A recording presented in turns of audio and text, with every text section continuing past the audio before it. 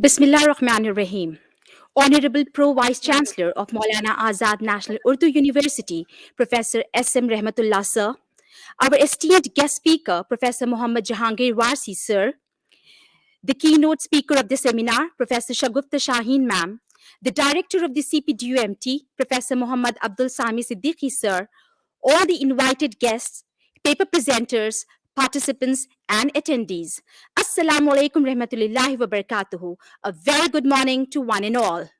On behalf of the Center for Professional Development of Urdu Medium Teachers at MANUU, I extend a warm welcome to all of you to this national seminar entitled Teaching English Online.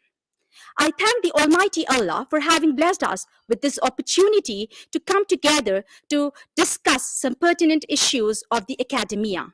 What better way to begin an event than remembering the Almighty Allah? I would like to invite Dr. Aleem Sir, an assistant professor at the Directorate of Distance Education, for the recitation of a few verses of the Holy Quran.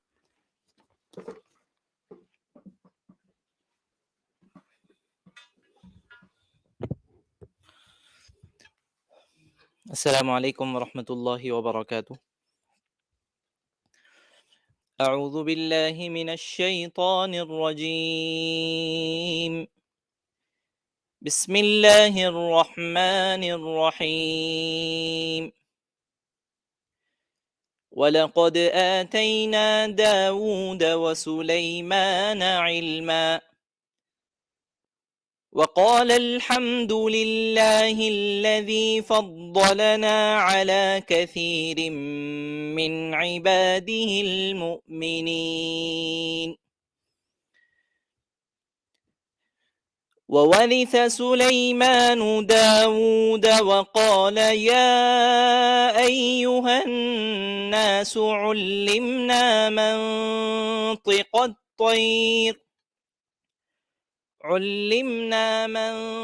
الطير وأوتينا من كل شيء إن هذا لهو الفضل المبين.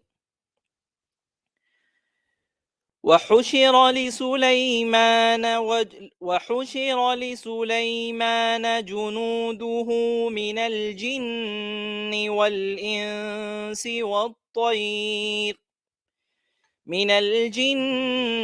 والإنس والطير فهم يوزعون. حتى إذا أتوا على واد النمل قالت نملة يا أيها النمل ادخلوا مساكنكم لا يحطمنكم سليمان وجنوده وهم لا يشعرون. فتبسم ضاحكا من قولها وقال رب أوزعني أن أشكر نعمتك التي أنعمت علي وعلى والدي وأن أعمل صالحا ترضاه وأدخلني برحمتك في عبادك الصالحين. صدق الله العظيम. अज़ीज़ान गिरामी क़द्र, ये सूरतुन नम्ल की आयत number 15 से लेकर 19 तक की तिलावत का शर्फ हासिल किया गया, जिसका तर्जमा आप समाअत फरमाएँ। और बेशक हमने दाऊद और सुलेमान अलैहिमुस्सलाम को गैर मामूली इल्म अता किया, और दोनों ने कहा कि सारी तारीफ़ें अल्लाह ही के लिए है, जिसने हमें अपने बहुत से मोमिन बंदों पर फजीलत बख्शी है। और सुलेमान दाऊद के जानशीन हुए और उन्होंने कहा कि ए लोगो, हमें परिंदों की बोली भी सिखाई गई है और हमें हर चीज़ अता की गई है, बेशक ये अल्लाह का वाज़ेह फ़ज़ल है। और सुलेमान के लिए उनके लश्कर जिनों और इंसानों और परिंदों की तमाम जिन्सों में से जमा किए गए थे, चुनाचे वो बगर्ज़े नज़्म व तरबियत उनकी खिदमत में रोके जाते थे। यहाँ तक कि जब वो लश्कर चूंटियों के मैदान पर पहुंचे तो एक चूंटी कहने लगी कि ए चूंटियों, अपनी रिहाइश गाहों में दाखिल हो जाओ, कहीं सुलेमान और उनके लश्कर तुम्हें कुचल न दें, इस हाल में कि उन्हें खबर भी ना हो। तो वो यानी सुलेमान अलैहिस्सलाम इस चूंटी की बात पर हंसी के साथ मुस्कुराए और अर्ज़ किया कि ए परवरदिगार, मुझे अपनी तौफीक से इस बात पर कायम रख कि मैं तेरी इस नेमत का शुक्र बजा लाता रहूं जो तूने मुझ पर और मेरे वालदैन पर इनाम फरमाई है, और मैं ऐसे नेक अमल करता रहूं जिनसे तू राज़ी होता है, और मुझे अपनी रहमत से अपने ख़ास क़ुर्ब वाले नेकोकार बंदों में दाखिल फरमा ले। जज़ाकुल्लाहु खैरा।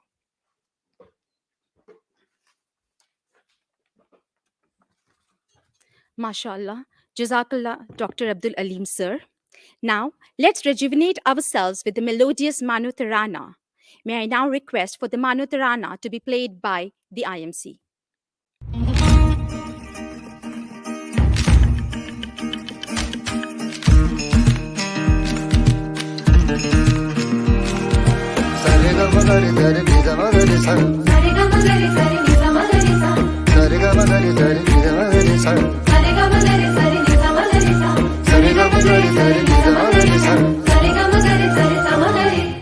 ये जामियाए ज़बान उर्दू, ये जामियाए ज़बान उर्दू, ज़बान उर्दू का आशिया है, ज़बान उर्दू का आशिया है।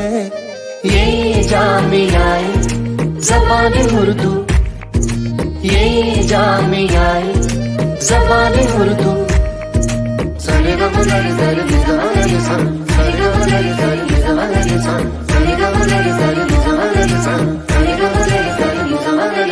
कलाम सारे है दर्ज रूह में, कलम से उतरा हुआ बदन है। ये इल्म का शहर घर है मेरा, मेरा मदरसा मेरा वतन है। तालीम का मौसम है, तहजीब की फसलें हैं, हम रोशनी करते हैं, सूरज की नस्लें हैं। उर्दू की उड़े खुशबू,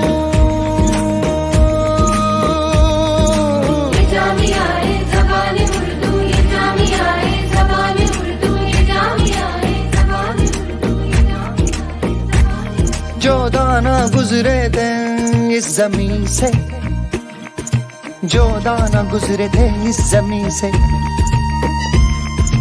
वो इल्म के बीज बो गए हैं। बड़े हुए जब पौधे बढ़ के, हमारे कद ऊंचे हो गए हैं। हम चांद की पेशानी जब छू के निकलते, कायनात में है पाँव और मार्स पे चलते हैं। उर्दू की उड़े खुशबू, ये जामियाए ज़बान उर्दू, ये जामियाए ज़बान उर्दू, ये जामियाए ज़बान उर्दू, ये जामियाए ज़बान उर्दू, ये जामियाए ज़बान उर्दू, ये जामियाए ज़बान उर्दू। ज़बान उर्दू का आशिया है, ये जामियाए ज़बान Urdu. Now, it's time for me to invite the brain behind this event, Professor Muhammad Abdul Sami Siddiqui, sir, the director of CPDUMT MANUU, to acquaint us more with the center and the objectives of this event.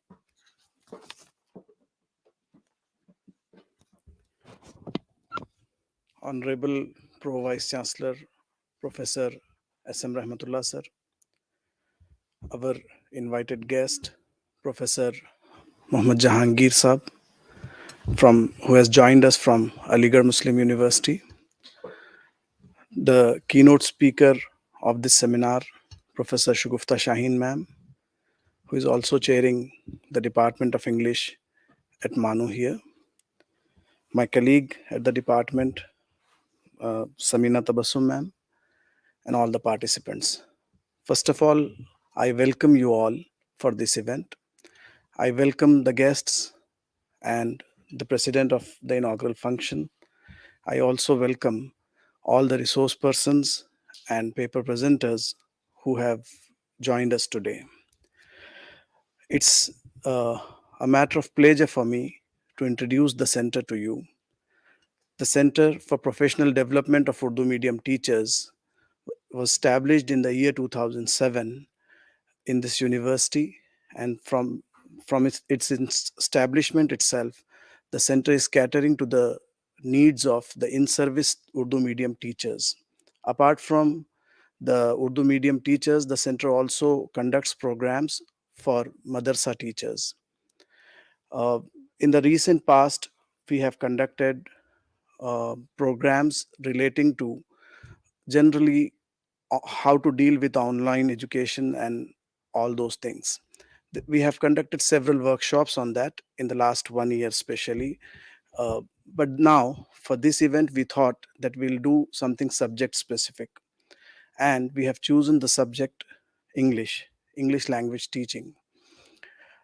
So, with that, we started working on this, planning this event. And the new thing that we have done is we have included teachers teaching at all levels, teachers teaching at primary schools, secondary schools, junior colleges, and at the same time, the teachers who are teaching in the higher education and the research scholars. It's a matter of pride for me to inform the gathering that more than 500 participants have registered for this event, and uh, around 50 plus teachers and scholars wanted to present a paper. So after going through the abstracts, we have selected 25 papers for presentations, which will be presented in the 2 days. Apart from the paper presentations, we have planned one invited lecture on developing online courses and conducting online courses, especially the MOOCs courses. One of the teachers from Central University of Kerala has developed a course, and he is running that course on MOOCs platform. So we have invited him, Dr. Joseph from Central University of Kerala, who will be joining us today after the keynote speech. Apart from this, on the next day, we have planned a plenary session, a discussion, wherein the experts teaching at different levels, right from the school to the university, will express their opinions and will talk about the uh, the things involved in online teaching. When we talk about online teaching, we generally focus more on the technical part of it, and we generally focus on which apps can be used, which technological devices can be used to make teaching better. But one of the objectives of this seminar is to talk about the pedagogy of it, the methodology part of it, so as to help our teachers teaching at different levels uh, conduct their classes and evaluations through this mode effectively. I'm thankful to the university administration for giving the center an opportunity to conduct this kind of a program. I thank Honorable Vice Chancellor Professor Sayyid Ainul Hasan Sahab, Pro Vice Chancellor Professor SM Rahmatullah Sahab, Registrar Professor Siddiqui Muhammad Mahmood Sahab. I also thank the Director IMC because we are conducting this program, all such online events through the Instructional Media Centre of MANUU only.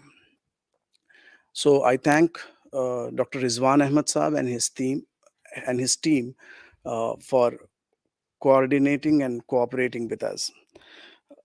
I once again welcome you all and hope that in the next 2 days we'll have detailed discussions, and we shall discuss the things related to teaching of English through online mode.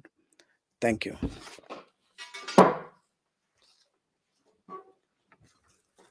Thank you, Professor Sami sir, for having conceptualized and effectively organized this platform for the much needed exchange of ideas on such a relevant and crucial topic as teaching English online.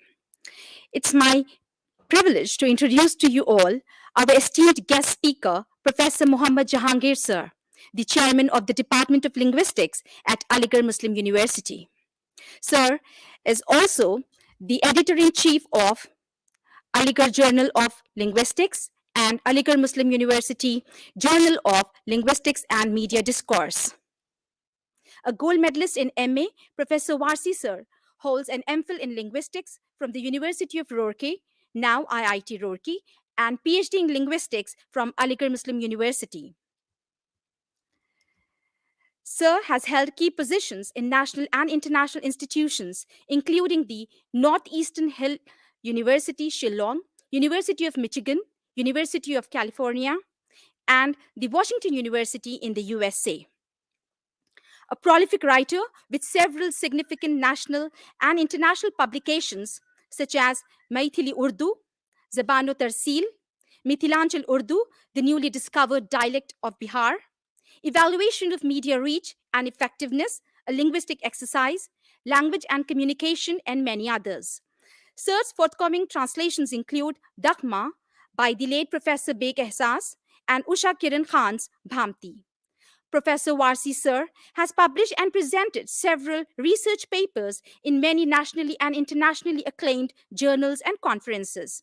In addition to delivering numerous plenary talks and workshops, sir has won many illustrious awards, including the International Youth Award, Abdul Qadir Memorial Award, Pravasi Bharti Award by the Government of Bihar, James MacLeod Faculty Recognition Award by the Washington University in the USA, Inspirational Leadership Award, and many others. These are only a few glimpses of Sir's glorious career.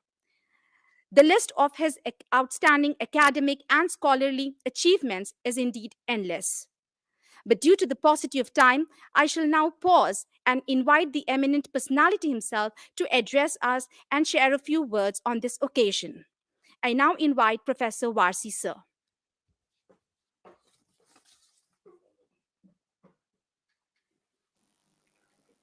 Thank you. Thank you very much for the kind words. And I believe like I was given 10 minutes to say something. And if I will not be able to complete, I have prepared a write-up. I will share with the director's app and he may disseminate with the participants. So I will, without making any background note, I would just like to say a few words. Honorable Pro Vice Chancellor, Professor S.M. Rahmatullah Sahab, an eminent scholar of international repute, Professor Muhammad Abdul Sami Sahab, Director Center for Professional Development of Urdu Medium Teachers, Mrs. Samina Tabassum, Department of English, all the members of the organizing committee, distinguished participants, a very good morning to one and all present here through virtual mode. At the outset, let me express my sincere appreciation for the honor I have been given by the organizer. Especially, I would like to thank Professor Sami Sahab to deliver this inaugural talk on a very timely and pertinent topic, that is teaching English online. I know the importance because I taught around 15 years. I spent my time in the US teaching in several universities. I noticed among the list of participants, and that is encouraging indeed to see so many scholars and experts representing a wide range of topics.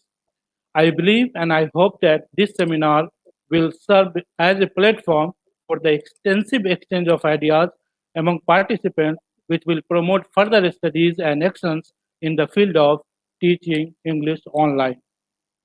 I would like to start with a quote by Allen and Wood, who rightly said, "We can't replicate exactly what we do in face-to-face classes, but we can find ways to achieve the same outcomes," unquote.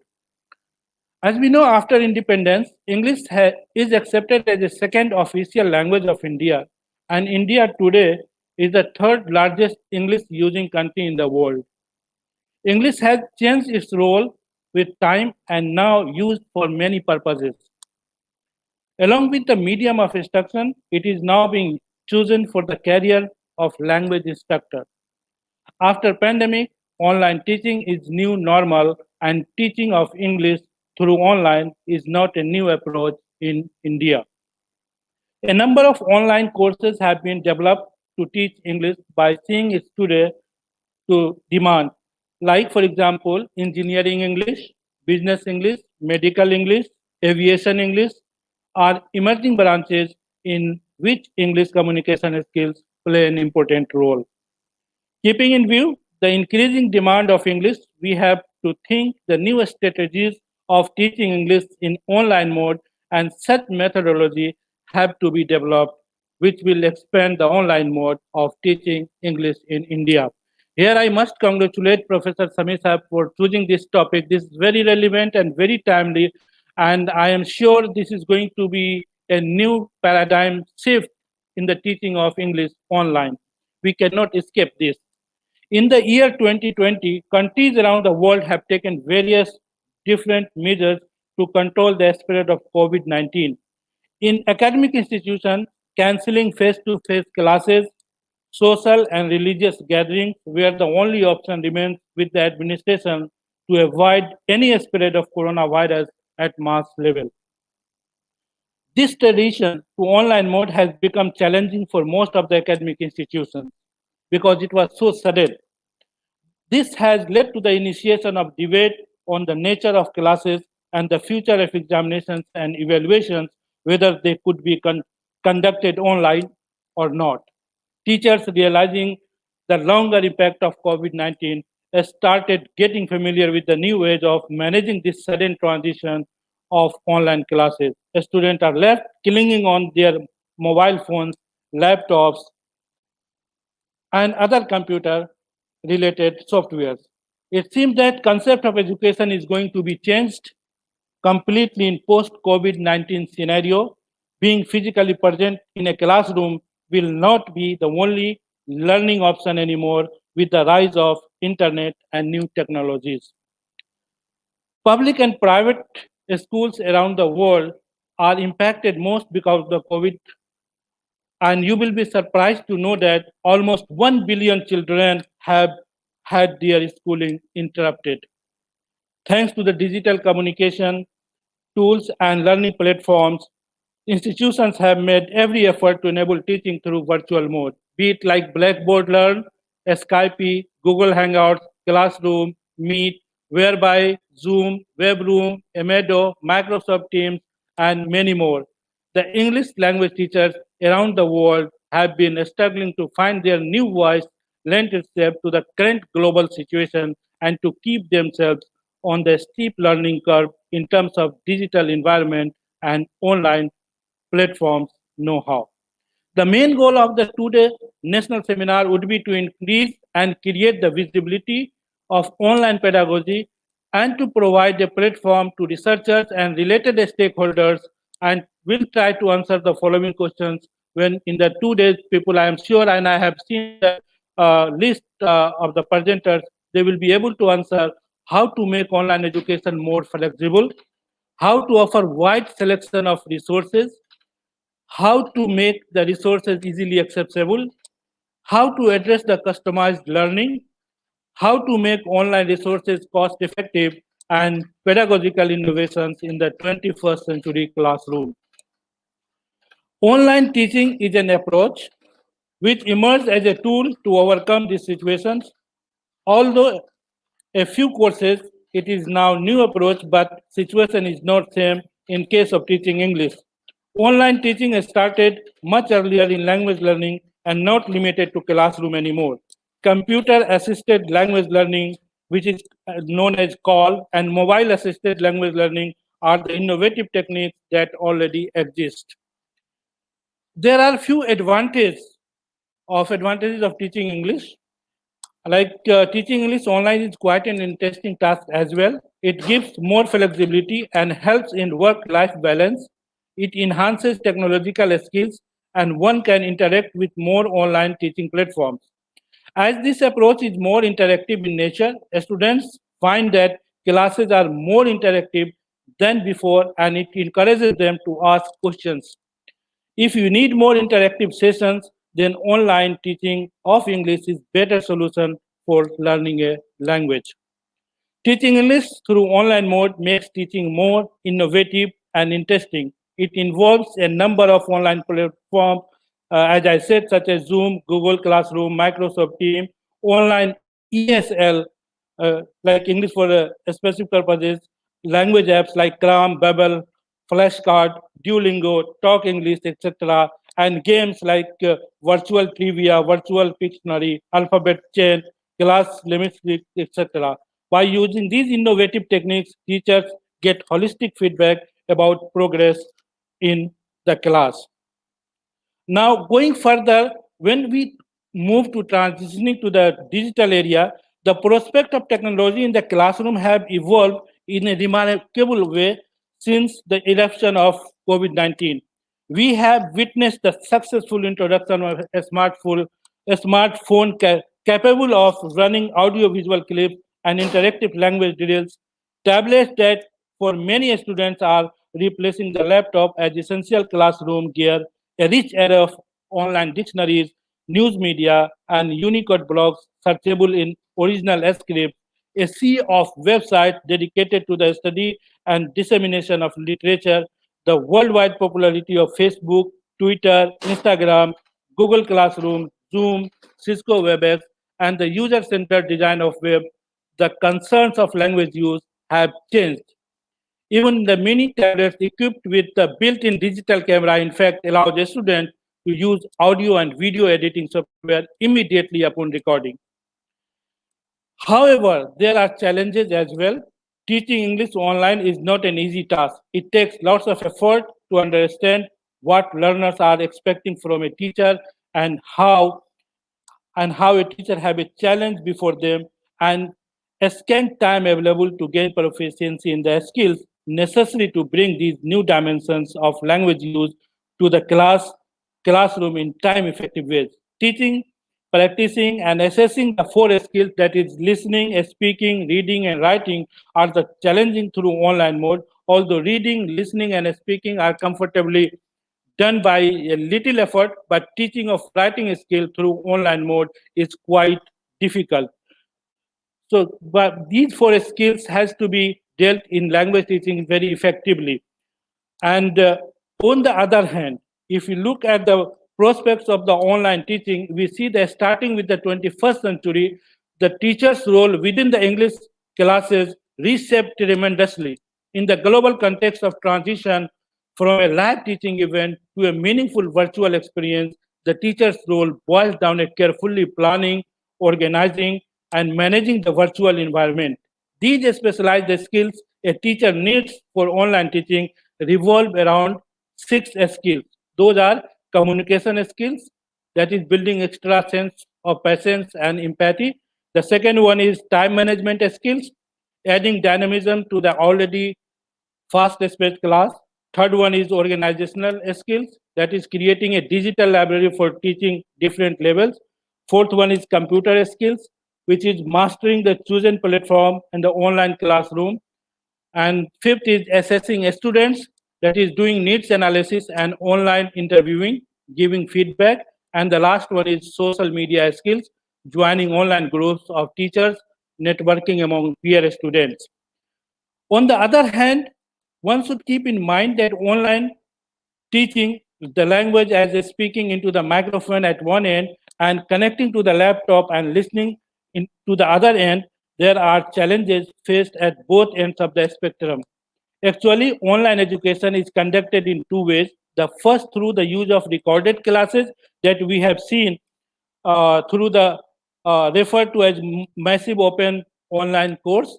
And the second one is via online classes conducted as webinars or Zoom class meetings.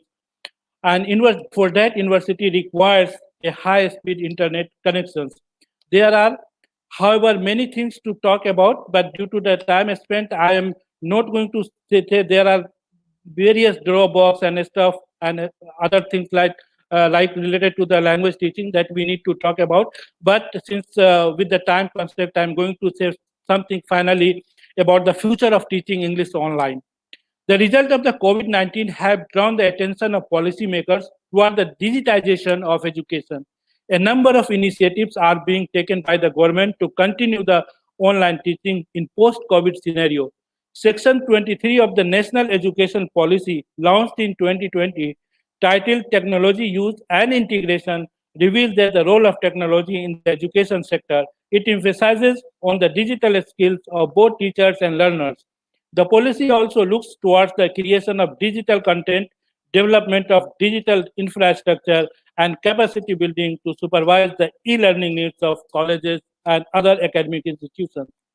UGC in concept note on blended learning recommended that up to 40% of the course will be taught online and the rest 60% will be delivered through an offline method. By seeing these responses from English teachers who are teaching English online, it is felt by course designer that English language curriculum should be adapted online teaching in near future. Wi-Fi facility, language lab equipped with language-related software, free access to skill-oriented content, teaching materials are few administrative changes that would help English teacher to navigate online English. Now, teaching English as a foreign language is an internationally recognized certificate that allows you to teach English online. This certification is varied according to the domain in which you teach English, as TFL, like teaching English as a foreign language, TESL, teaching English as a second language, TESOL, teaching English to speakers of other languages, or sometimes we call CELTA, certificate in teaching English to speakers of other languages. TEFL teachers may be native or non-native speakers of English with a goal to make learners understandable to the basic concept of English language. And then the question arises, what next? As a final thought, I'd like to share that most experts and researchers across the academic institution in the world agree that there is a need to create a standardized online educational platform. Nowadays, students have access to the quality education and resources whenever and wherever they want, as long as they have access to a computer with internet connections. Education is going to be digital in the foreseeable future, and with the right infrastructure and policies in place, we would be better prepared to handle it. We will surely be entering into the new era of online education in near future. With these few words, I would like to thank you. Thanks to the director, Sami Sahab, for giving me this opportunity. And I must congratulate MANUU and the center for taking this topic very relevant, very pertinent in the present day scenario, and in the coming future, this is going to be the real situation that we'll be facing. So with these few words, I must thank you all for giving me this opportunity to share my thoughts. Thank you. Thank you very much.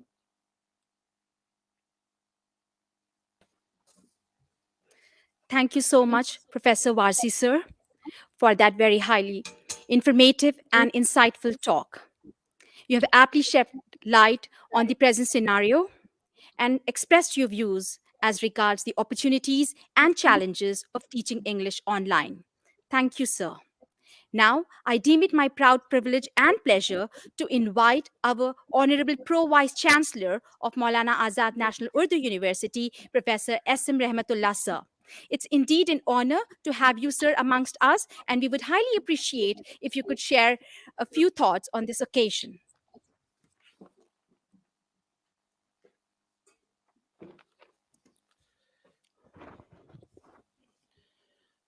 Good morning to all of you.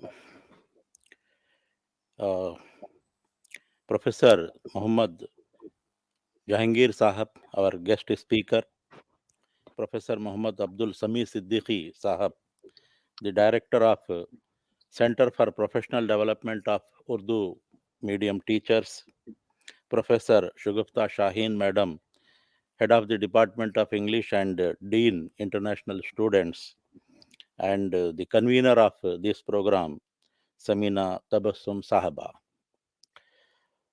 Once again, very good morning and warm welcome to all of you. First of all, let me convey my heartfelt congratulations to the Center for Professional Development of Urdu Medium Teachers, more particularly, the director of the center. As has been said, this center has been established in 2007, and since then it is most proactive, and so far, as has been said, more than 70 programs have been conducted, and more than 9,000 students participants are there in these programs. And coming to these programs, as has been said, I'm glad to know that more than 500 participants are there, and around 50 papers have been received, and among them 25 have been selected, and these papers are going to be presented in the coming 2 days. Well, friend, as has been said by our guest speaker, English is the third, most speaking using country. India is the third most, you know, English using country in the world. It has got the, third place in the world. So in this context, in this backdrop, I think conducting this national seminar on teaching English online has got great significance. Moreover, I was just going the brochure. I have seen that there are certain objectives that have been listed in the brochure about the seminar. It has been said that one of the important objectives of this seminar is analyzing the current status of online teaching.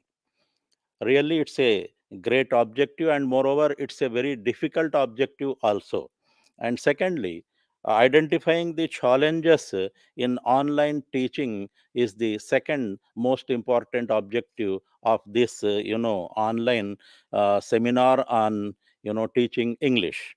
And finally, of course, suggesting the remedies for the challenges is the third most important objective of this seminar.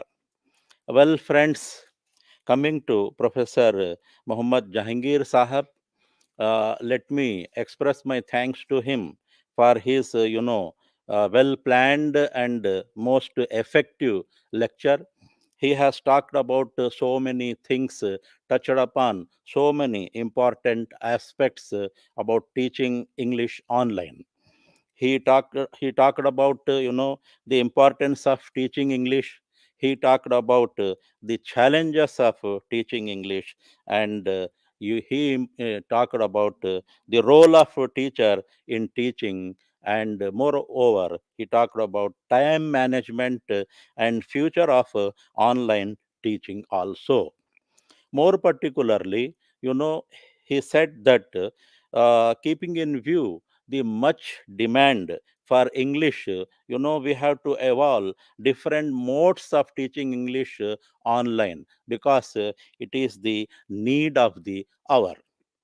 Finally, after expressing my thanks and congratulations to the organizers once again, I hope and believe that these 2 days will be very fruitful, and ultimately the objectives, the three important objectives that have been listed out will be achieved, and the seminar will come with sound remedies, to challenge, to address the challenges that are there in the online teaching English. Once again, thank you for giving me this opportunity to share my ideas before you, and congratulations, for conducting this national seminar, online seminar on teaching English. All the best. Thank you.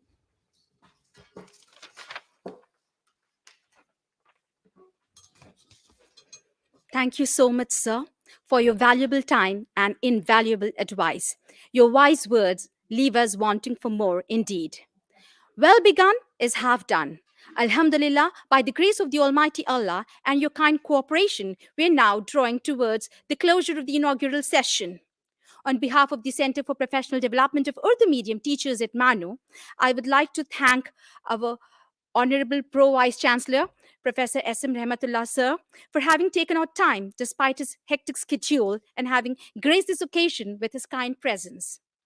I also thank our guest speaker, Professor Warsi Sir, for his insightful talk. Thank you, sir, for taking out time, for having accepted our invitation and addressing us on this important topic. I would like to thank our eminent keynote speaker, Professor Shagufta Shaheen ma'am, for having accepted our invitation to be the keynote speaker today. Thank you, ma'am. I would like to thank all the invited guests, paper presenters, participants, and attendees. And now, before we part, I would request the IMC to play the national anthem.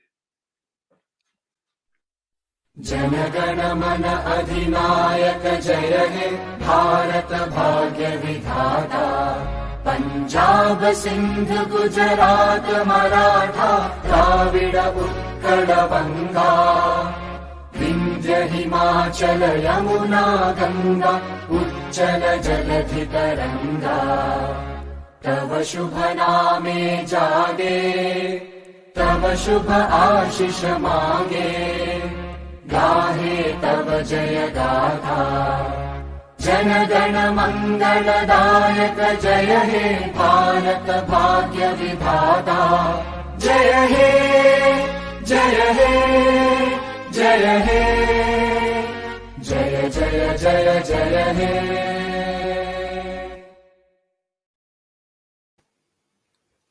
Thank you all. With this ends the inaugural session, and now we shall begin with the keynote address. Now, I would like to introduce to you all to our keynote speaker of the seminar, Professor Shagufta Shaheen ma'am. With around 30 years of teaching experience, she has supervised around 25 research scholars. A bilingual scholar, ma'am has supervised 20 research scholars, and her research interests include such diverse areas as comparative literature, translation studies, fiction studies, Indian writing in English, Urdu and Deccan literature.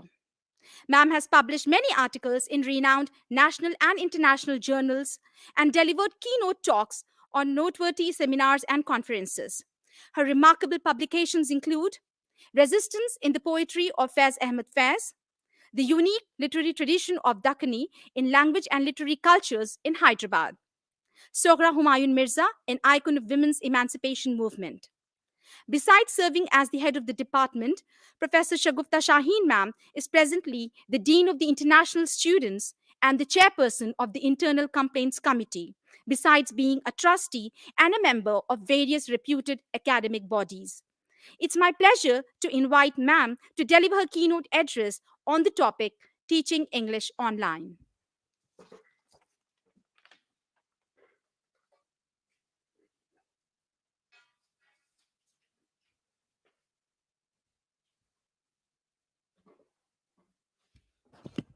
Thank you, Samina. Dear co-teachers and fellow comrades of the pandemic, good morning. I'm presuming it's a pleasant morning for you all. Please excuse me for this presumption, but this conference being held virtually, I feel I may be given this liberty of being optimistic in these gloomy times, both academically and otherwise. As teachers, we've all been caught in this quagmire of online teaching and are qualified to speak of experiences which are without doubt both diverse and plenty. As teachers, we realize each input is valuable and contributes to the repository of teaching online. And it is as a teacher that I share my thoughts and experiences with my teaching fraternity in the hope that we share thoughts and together combat the situation and work towards amplifying our objective to impart education, for as teachers we cannot visualize a disadvantaged generation of students because as teachers we have failed to rise up to the challenge. You will all agree with me when I say that it is eye contact emphasized in our training as teachers, which was considered as a vital barometer to assess the student comprehension or inattentiveness. As online teaching is taking over, there is definitely an urgent need to redefine this teaching methodology, as teaching today is plagued with invisibility and lack of visible body language. Introducing technology in classroom requires fundamental changes in the teaching practice, from being teacher-centered to student-centered approaches. As said by Benjamin Franklin, tell me and I forget, teach me and I remember, involve me and I learn. Online teaching was predicted to be the future of education. However, no one was prepared for a life-changing natural crisis which forced the future to become the present overnight. Most of us were caught off guard and found ourselves struggling to cope with what was considered the new normal.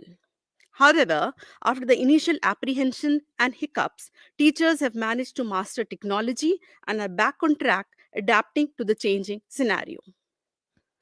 The situation of language teachers having to use ICT in their classes is, however, compounded by the fact that they're required to be on their toes, constantly engage in acquiring, developing, and updating their ICT skills, and simultaneously ensuring online teaching activities and individual pedagogy intertwine with each other. The outreach profits their students and enhances and improves their own teaching strategy. Today, teachers are forced to augment their online teaching skills either independently or with the help of colleagues and peers, either by collaborating or exchange of experiences. In addition, they are to be sensitive to the resistance of difficulties students, especially in countries like India and other developing countries, may experience, where mobile phones and laptops may not be affordable by all, given their economic condition and the internet inaccessible in remote areas. What is noteworthy, however, is that the present pandemic has not only united humanity at the macro level, but has contributed to bring teachers of primary, secondary, and higher level to a common platform. There may be some unique issues at each level, but the general loss of personal touch and interaction that we accord to our students at each level is no doubt a common problem experienced at every level. It has also helped to validate the adage that we often use: you can take the horse to the water, you cannot make it drink. If lockdown is preventing schools and colleges from disseminating learning, online teaching and learning is available at the click of your fingertips. We need to bring learning to people instead of people to learning, as said by Eliot Macy. I feel qualified to speak on behalf of teachers of all levels in my capacity as a teacher engaged with higher education and as an onlooker at the other end of the table in my role of a parent, where I observe secondary and primary teachers struggling to hold the attention of students while teaching online. This has helped me acquire a few tricks devised by students to beguile the teachers whilst attending online classes, which have helped me to stay one step ahead of my students. It has also helped me to realize and appreciate the value of friendship, as I witness the unity among students who call up their friends to warn him or her when the teacher called their name and he or she has joined online and gone back to sleep. I'm sure each one of us has been plagued with doubts while teaching online about its reception at the other end. Not that we suffer from this doubt during our regular classes too, but the virtual medium has amplified this doubt tenfold. Being human first and a teacher second, we have experienced guilt on scolding our students for either prolonged absence, which we assume is due to indifference, or for not submitting their assignments on time, and later realize the reason was a medical crisis at home. Pragmatically, we learned to accept and accord due priority to health over academia and altered our role from that of a teacher to a counselor. These are some hard lessons that the pandemic has taught us. Any study of language acquisition will make clear the fact that the language is best acquired through personal interaction, be it the mother tongue or any foreign language for that matter. However, the present scenario of quarantining, social distancing, and lockdown has set challenges for both teachers and students. Among the 4 skills of communication, listening is the skill which can be developed adequately provided students are really paying attention. Speaking and reading to a certain extent can also be developed. Writing is the skill which is the most difficult to teach online. It is difficult to keep classes interactive, and the major challenge is involving the entire class and drawing out the diffident and slow learners to participate actively. Writing becomes possible only when reading is done, and it is done intensively only when the students realize that a close reading of the prescribed text is essential to be able to write the assignments that are expected to be based on the text read. It is important to make available samples of excellent writing assignments in order to provide an idea of the expectations and help students tailor their assignments accordingly. They must also be cautioned against blind imitation and the importance of being creative and developing an imitable writing style. Discussions can be held online, and students encouraged to become involved in reviewing and analyzing graded papers and offering the plus and minus points of the paper being reviewed. This activity will prepare students to write accordingly as they are made a part of the writing analysis. Peer feedback will not only benefit the writer of the piece, but also provide tips to the proofreader about the mechanics of effective writing. Encouraging students to edit and revise their work will ensure a relatively error-free piece of writing and will also be of help to the teacher during evaluation. Purdue Online Writing Lab, Grammarly, and the National Writing Project are some of the available online resources for teaching writing. My paper today is a personal document based on experience and observation, which I hope will strike a chord in you on this 4th journey of online teaching. I'm happy to notice that as teachers, we have geared up to the challenge and managed to discharge our duties after being compelled to switch from the physical to virtual mode, which was quite a learning and difficult experience for most of us who might not have been tech savvy. Added to it with the problems of recurrent power cuts, internet connectivity, but of course, the difficulty of working from home. There was also a scrutiny of your teaching methodology and language by parents of your students on the other end who appointed themselves as regimental officers of not only the children but of the teachers too. They had a chance now to get back at the endless complaints teacher had made about their children. We've also observed the dramatic transition from repudiating the use of mobile phones by our children to they being constantly on it for attending classes and otherwise. The smartphones have triggered the trajectory of evolving smart students and smart teachers. Teaching language online is a Herculean task. In this regard, I feel the engineering students have suffered the most because due to the access of language labs became impossible. A major shift which became apparent as a result of this transition from the physical to virtual mode is that classes which were either teacher-centered or learner-centered became techno-centered. Both teachers and students were forced to adjust to this new power center.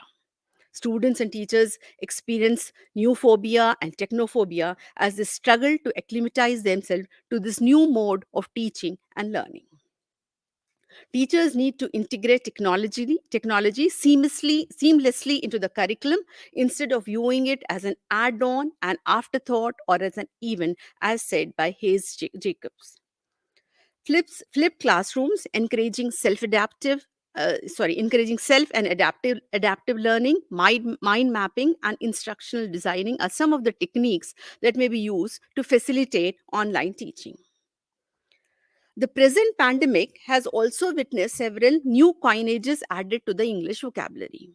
Similar to literature being representative of the social, political, and economic condition of the times in which it is written, these coinages speak volumes about the situation in which they are created. This is also indicative of the dynamic and kinetic nature of language, which evolves with the changing times, as evident from the history of English language. Words like coronaspect, doom scrolling, spendemic, coronials, quarantini, zumped, COVID, health warriors, corona survivors, social distancing, flattening the curve, Zoom bombing, to name a few. It also enabled to understand the difference, the finer difference between pandemic and epidemic, between quarantine and isolation, respirators and ventilators, contagious and infectious, to name a few. English movies also help to coin terms like Corona Apocalypse and Corona Armageddon. These highlights the ability of language to adapt and resurrect itself in difficult times. Lawrence says, and once you can name the practices, the events, the social conditions around a particular event, it just gives people a shared vocabulary that they can use as a bit of a shorthand. I think ultimately, if you can name it, you can talk about it. And if you can talk about it, that can help people cope and get a handle on really difficult situations. The use of dark humor to combat the observed times we are living in cannot be ignored. Lawson's favorite, Blurred's Day, captures the weakening sense of time when so many days bleed into each other. Some of these terms might seem flippant, but I don't think that by having a little bit of light in the dark, people are making light of the situation, says Macpherson.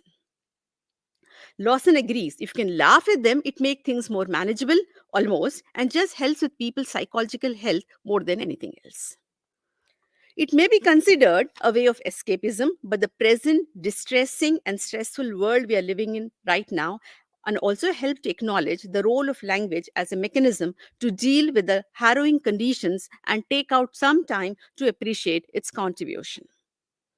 Teachers can make use of EVOC strategy, which is an electronic or technology-based strategy that teachers can use to develop and enhance students' vocabulary. The term EVOC highlights the reliance on digital tools and resources and stirs learning aptitude resulting from blending technology and multimedia with teaching. An example of integrating technology with teaching language is the use of free web application tools, Wordle and WordSift. Based on the frequency of a word usage in a text, word cloud is created to highlight keywords to make the student infer the meaning in Wordle. WordSift helps to understand the contextual meaning of the word and also arranges in a hierarchy of complexity. Both applications are available for use in several languages. Ebook and Microsoft readers are free to download online. The language translator is helpful for non-native speakers of English as it allows students to use the mother tongue to improvise and develop English vocabulary by providing bilingual text. The toolbar extension translates any web page automatically. The two popular free online dictionaries, reference.com and Merriam-Webster's tools expressly designed for students include the Word Center and Yahoo Kids American Heritage Dictionary of the English Language. Apart from these, there are several vocabulary games that are available free on the internet, which students can be encouraged to engage in on their own to improve their vocabulary.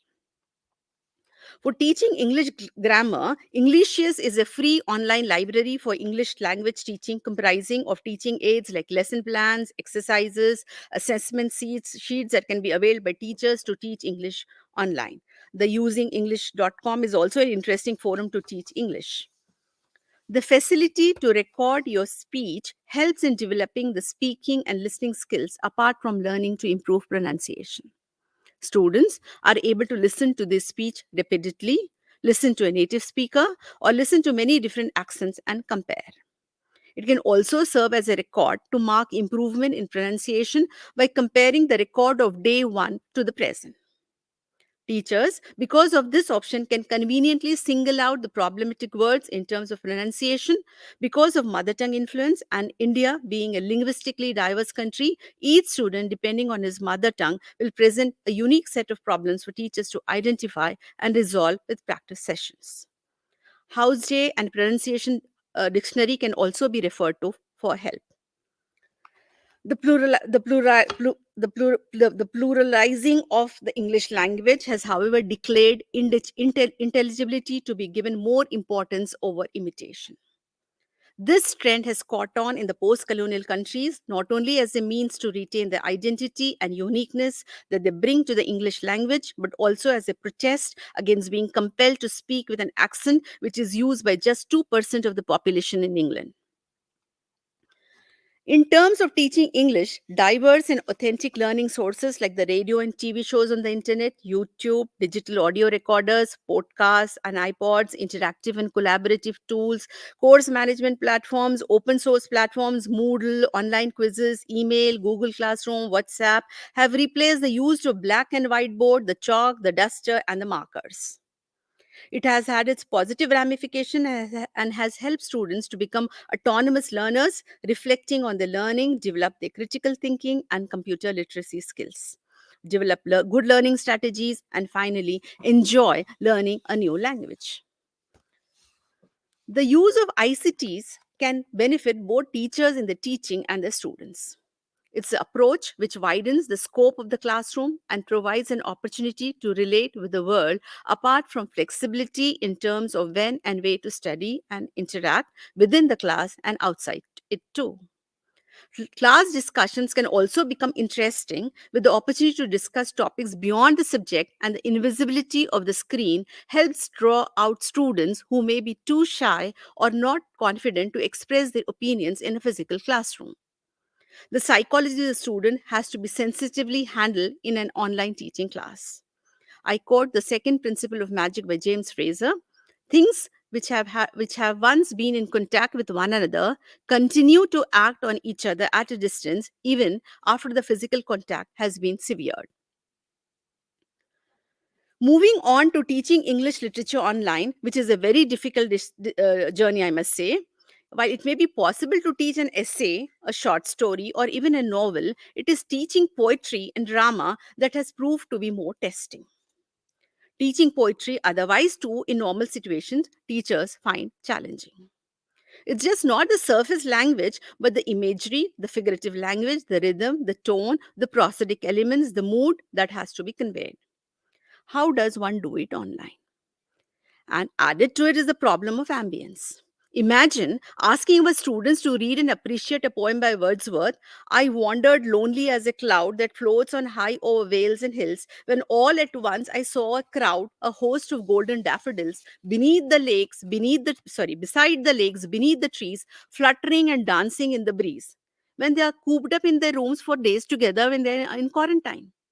But then it is poems like these which offer, for often on my couch I lie, in vacant or in pensive mood, they flash upon that inward eye, which is the bliss of solitude, and then my heart with pleasure fills and dances with the daffodils. The teacher can inspire students to cast away their mood of dejection and fly on the wings of imagination, taking recourse to poetry. Literature has also stood up to the challenges of time, and the present is no different. As teachers of literature, we have an obligation to steer humanity in general and students in particular towards positivity and hope. How best we can do it online is a fresh challenge. The teacher needs to believe and feel motivated in order to do so. It is my experience that appreciation and enjoyment of poetry is contagious. Unless and until the teacher herself or himself doesn't enjoy poetry, she or he may not be able to infuse the same love and pleasure for reading poetry in her students. Poetry is a genre which has a detoxifying effect. It is a concoction of imagination, emotion, and intellect to aid, comprehend, and empathize in the interpretation of human consciousness and existence. It is life, reflection, and representation of life as it negotiates the dynamics of reality and its equation with the outside world. It is as if the poet is revealing his most intimate thoughts and feelings with scrutiny and is very personal. It requires a lot of courage to lay your feelings threadbare for inspection by strangers. Poetry is complicated by the fact that its language is different from that of prose, and it is marked by brevity of thought and is more direct. It's also unique in that it contributes to providing aesthetic satisfaction and shaping of individual mind through critical appreciation. But despite this aim, poetry teaching and learning experiences enormous problems. The teacher is without doubt the role model. Unless he or she is passionate about it, it's almost impossible to incite the same fervor in students. The teacher can show clips of poetry rendition which are exemplary in terms of enunciation, voice, tone, and style. A poet invokes the muse of poetry to help him in the task of writing poetry. I quote, "Sing, heavenly muse, that on the secret top of Oreb or of Sinai didst inspire that shepherd who first taught the chosen seed in the beginning how the heavens and earth rose out of chaos." Or, "If Sion Hill delight thee more, and Siloa's brook that flowed passed by the oracle of God, I thence invoke thy aid to my adventurous soul, that with no middle light flight intends to soar above the Aenean mount, while it pursues things unattempted yet in prose or rhyme." Today, it is the teacher who has donned the mantle of a muse for students and attempting like Milton to accomplish things unattempted before, that is, of teaching poetry online. The greatest advantage of critically analyze a piece of writing in literature is there can be no wrong answers. In mathematics, 2 plus 2 can be only be 4 and there's no probable alternative answer, or in science where formulas and laws are fixed. The freedom of thought and interpretation accorded by poetry to its readers may be used as an incentive to elicit responses from students which they may feel scared to express because of the fear of being ridiculed for providing a wrong answer. It can be used as a means to reassure students to explore alternate reading practices and interpretations and contribute to keeping the text alive. This freedom from the fear of ridicule provides an autonomy and will induce an omnivorous appetite for reading all kinds and variety of poetry, apart from enabling young readers and writers to respond to inspiration when it comes and become part of the inspiration itself.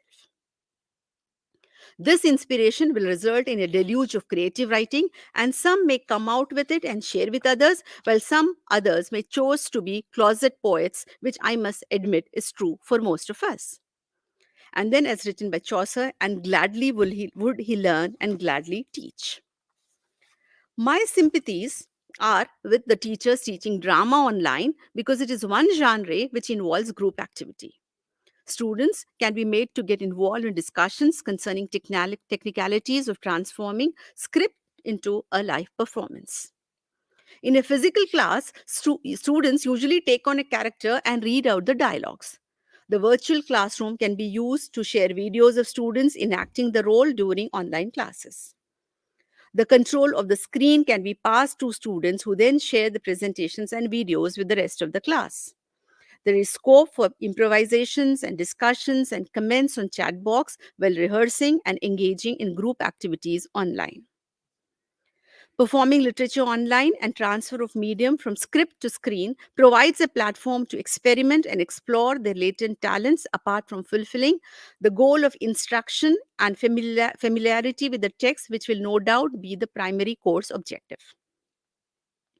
Interestingly, this exercise will allow students to go beyond the text and contribute the subjective and diverse understanding of the character they may be enacting, apart from providing an opportunity to record the enactment and upload for mass consumption and preserving it for posterity. A student's temperament can also best be understood by the teacher and, surprisingly, by the student concerned when they enact a role. It may also allow a student to experiment with a persona which is diametrically opposite to them in real life and comprehend the perspective of the other. Our unfulfilled dreams are translated temporarily to reality through these enactments. A meek person may get to play a heroic figure, and a gentle student may get a chance to kill his demons. Each student brings his or her own schemata to the role, and you have a whole panorama of diverse enactments and performance of the same character to compare and invite discussions of the pros and cons of each performance. It can also provide valuable information about the student beyond the classroom and reveal a part of him which he himself may not have been aware of, enabling teachers to deal with the student effectively in their regular interactions. Teachers get a chance to intervene and inform a student to observe another student and pick certain tips from him or her, or may ask them to look up a movie or play and observe the role played by a celebrity. But the crucial point is to emphasize not to copy or imitate, but add to their personal touch to make it unique and individualistic. Stage shy students realize there's no real audience, and the privacy of enacting the role in the comfort of their personal space will help to better their performance by relaxing their inhibitions. The mic can be used to make yourself audible and can be muted for students who are not participating. It's just not an opportunity to practice voice modulation, but also provides a chance for expression through body and facial means. The entire class, however, cannot be engaged in acting. The rest can be engaged in discussions about the tropes used in the play, its bearing to the contemporary times, and the alterations and modifications to be made to make it relevant to the present and arrive at a better understanding of how narratives work. And how does the story connect to our lives? How can we take these question insights and use them to make our play even stronger? Some may be assigned to take care of sound effects, the background music, providing cues, technical help, prompts, costume, makeup, direction, etc. The virtual sessions may open doors for students they may not have thought of before career-wise. Direction, acting, makeup artistry, music composing, costume designing, dialogue writing, script writing, choreography, to name a few, apart from the expected dramatists, creative artists, and critique. The creative empowerment will ensure an interactive class and shift the focus to the stakeholders, ensuring active involvement of the entire class. This ensemble and great group activity will enable students to work as a group and engage in teamwork apart from learning to be tolerant and empathetic towards others. Students realize that each of them is crucial for the success of the play and no one is singularly responsible for its failure.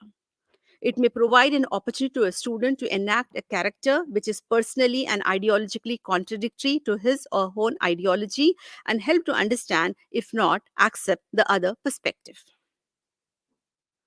As a teacher, the objective of teaching a play and its theatrical adaptation is not profit making. It's to ensure that students understand the various nuances of the play and get involved. This gives autonomy to experiment and not limit to stereotypes.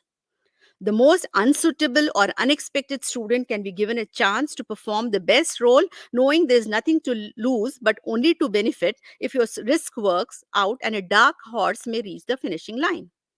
You will also have contributed to discover an unpolished diamond and enable a successful career and source of livelihood to student for life. As I mentioned earlier, the teaching of the novel, short story, or the essay online is relatively better when compared to teaching other genres. My surmise, naturally, is based on the fact that students come prepared to class after reading the prescribed novel, short story, or essay. This goes without saying for offline classes too. But then, as I keep telling my students, that the lockdown has provided an opportunity to catch up on our reading list. The world outside has come to a halt, and each one of us have had ample time to engage in activities which we may have been postponing, citing the excuse of lack of time. In this scenario, if students, unless of course there's a medical reason, don't read up and come, it is unpardonable. Based on this assurance that all students present online have already read the text, discussions regarding the text in question are expected to be more vibrant and participatory. There is also a scope for extra reading and critical analysis of the thematic aspects and characterization apart from reviewing its reviews and adaptations. Interested students may also read up the writings of other writer in question and familiarize himself or herself with the distinctive style and compare and contrast with contemporary or earlier writers across the global literary sphere. Some students may also rise up to the challenge and delve into trying to engage in creative writing, reviewing, critical analysis, or blogging, extending the boundary and literary interactions with authors, bloggers, peers, or with academia around the globe. The assignments submitted on these texts are also well rehearsed and well written, with the added advantage of personal insight, touch, and style. It is the evaluation of these soft copies of assignment which is proving to be hazardous and a cumbersome task for teachers. Though the use of track changes option is helpful, it is the long hours in front of the computers that is proving detrimental to teachers' eyesight and overall health, given the large strength of our Indian classrooms. Testing is still a gray area in online teaching, and as has been realized by teachers, to the delight of truant students. It underscores the inherent conflict faced by many teachers as they grapple between the desire to incorporate innovative teaching practices and the reality of the students ultimately being assessed by traditional means. The apprehension of copying and malpractices engaged in by the few because of the lack of a proper mechanism to supervise online examination is forcing teachers to be cynical of those who have been honest. A few black sheep, please excuse the term, a few stray sheep increases the teachers' hackles, forcing them to be suspicious of the deserving few. It is understandable that a few students are able to make hay while the sun shines. But they must remember the sun doesn't shine always. What are they going to do when things get back to normal and they don't perform up to theirs and other expectations apart from living with it on their conscience forever? Distance education learners and teachers may have the added advantage when compared to the regular mode. It is what they might have been doing as a practice. They may enrich us with their experience so as to enable us to consider applying them to a situation if feasible. Distance education learners also have the added advantage of having ready study material for use, while in the case of regular mode, each student is expected to prepare independent notes. Material preparation is something that's not the forte of all regular mode teachers. PowerPoint presentations can be prepared and shared by these teachers, which will provide the salient features and which students can supplement by their own reading. Maintaining discipline and time management is relatively easier in an online classroom as it's possible to mute or unadmit the troublemakers. Since you plan a class and create a meeting ID and fix the time beforehand, there is less danger of extending it beyond the classroom time unless required otherwise. And now, a final few words of advice to the participants who have logged in and are still around. Carpe diem, as said by the Roman poet Horace, carry on, teachers, and continue to keep the torch of learning lit and pass the baton to the next generation of teachers who are in dire need as they happen to be born and live in a time which is historically very testing for all of us. Remember, the creators of the internet and the Wi-Fi and the technology reach where they are today because of their teachers. Now, the question that comes to my mind after this reading this paper is, have teachers become defunct as knowledge is available on the internet? Has the internet taken over the role of the teacher and has made the teacher obsolete? What is the role of the teacher in online teaching? Does it mean the teacher is dead and long live the internet? Barthes has also raised similar questions regarding the presence and the role of the author in his seminal essay, The Death of the Author. Taking recourse from this essay, one can also try to reposition the role of the teacher in the present situation. The death of the author actually may be perceived as the author's subsuming of his self into the writing of the text to birth the reader. It is akin to the phoenix, which legends say conflagrate or decomposes itself, and out of its ashes arises a new life. It can also be equated to a mother giving birth to a new life, parting with her flesh and blood. But in each of these cases, it is the product, be it the reader or the new life, which is in the spotlight. So, also in the case of teacher and student, the teacher cannot be separated from his or her art. While teaching, a teacher imparts a knowledge to the students, thereby creating future teachers and knowledge bearers.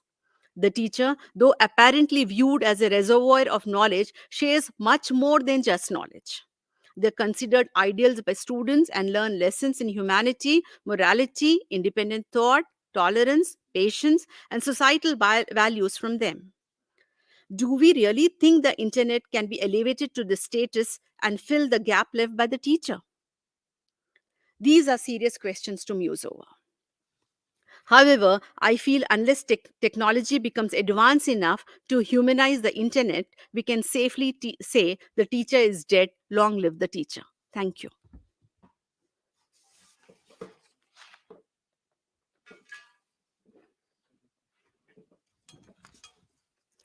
MashaAllah. Thank you so much, ma'am. In fact, we can't thank you enough for such a comprehensive and enlightening talk. which compels us to revisit our online teaching methodology from all perspectives. It has been such a pleasure to listen to you, and you leave me wanting for more.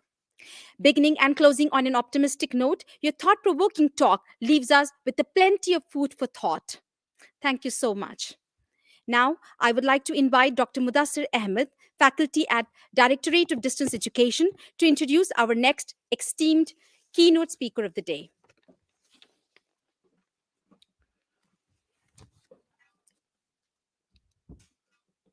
Thank you, Samina ma'am. I welcome you all to this session of 2 days national seminar on teaching English online. At the very outset, I would like to thank Professor Samir Siddiqui, Director of CPDUMT, Professor Shagufta Shaheen, Head of the Department of English, and others present over here. As you know, in this session, we have invited our guest speaker. I'm pleased to inform and share the details of our guest speaker, Dr. Jesus K. Joseph. It's an honor to have you with us, sir. I would like to share the brief biodata of our guest speaker, Dr. Joseph K. Joseph. Dr. Joseph has done his master's from Kerala University and did his PhD from JNU. Dr. Joseph has rendered his teaching experience in different departments, like he is currently serving Associate Professor, Department of Comparative Literature, Central University of Kerala. Dr. Joseph has also served as an Assistant Professor in the Department of English, Hale Teachers College, Ministry of Education, Saudi Arabia. Besides this, he has also been a lecturer in the Department of English at Jamia Millia University. Dr. Joseph has held certain key positions in academics, like he has served Dean School of Comparative Literature, Central University of Kerala, Head Department of Comparative Literature, Central University of Kerala, Head Department of Hindi and Comparative Literature, Central University of Kerala, Assistant Proctor, Jamia Millia Islamia. His scholarship skills can be understood by the variety of research papers that he has published. A total of almost 25 research papers have been published in different reputed journals. It is interesting to note Dr. Joseph has developed an online course on Shakespeare across cultures, which is offered by the Government of India's SWAM platform. It will be an honor to listen from Dr. Joseph about this course. More than this, Dr. Joseph has the honor of presenting and be a keynote speaker in more than 40 national, international seminars, conferences, and workshops. So thank you very much for accepting our invitation. I now request you to kindly deliver your talk. Thank you. Thank you, Mudassir. I hope I am audible to you. Am I audible? Can you just give me a feedback? Yeah, yes, you are audible. Thank you very much. Thank you very much. I was listening to Professor Shagufta Shaheen, the head of the department of MANUU, English department. Very nice to listen to her lecture. Very erudite lecture. Thank you, ma'am.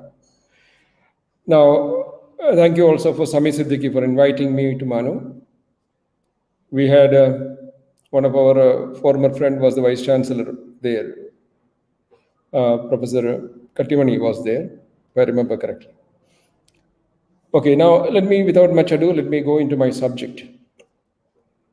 Professor Samir Siddiqui asked me to speak about the development of MOOC courses. As a practical, he also wanted it to be more down to earth for everyone to understand, not a theoretical one. So let me share my screen with you, if you don't mind. If I hope I have the permission to share my screen.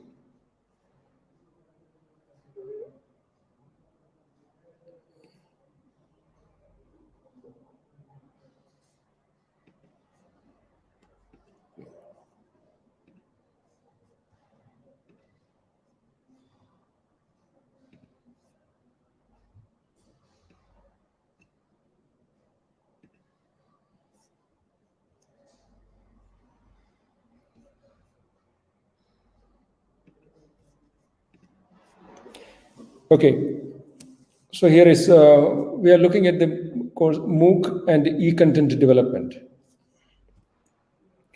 MOOC, the word stands for us, we have already, must have been told to you that it stands for Massive Online open online courses. Now, this is a new development, not exactly very new, it is very pretty old in the Western world, but we have developed more interest in this just before the pandemic in India. I was a part of the 2019 or 18 batch of the MOOC courses. I developed a course on Shakespeare across cultures. And that's why I can share some of my experiences with you. Even before that, we had these MOOC courses, but with the onset of the pandemic, these courses became very significant for us. What are the advantages of these courses? How can you offer these courses? What are the technicalities involved in these courses? This is what I'm going to discuss with you.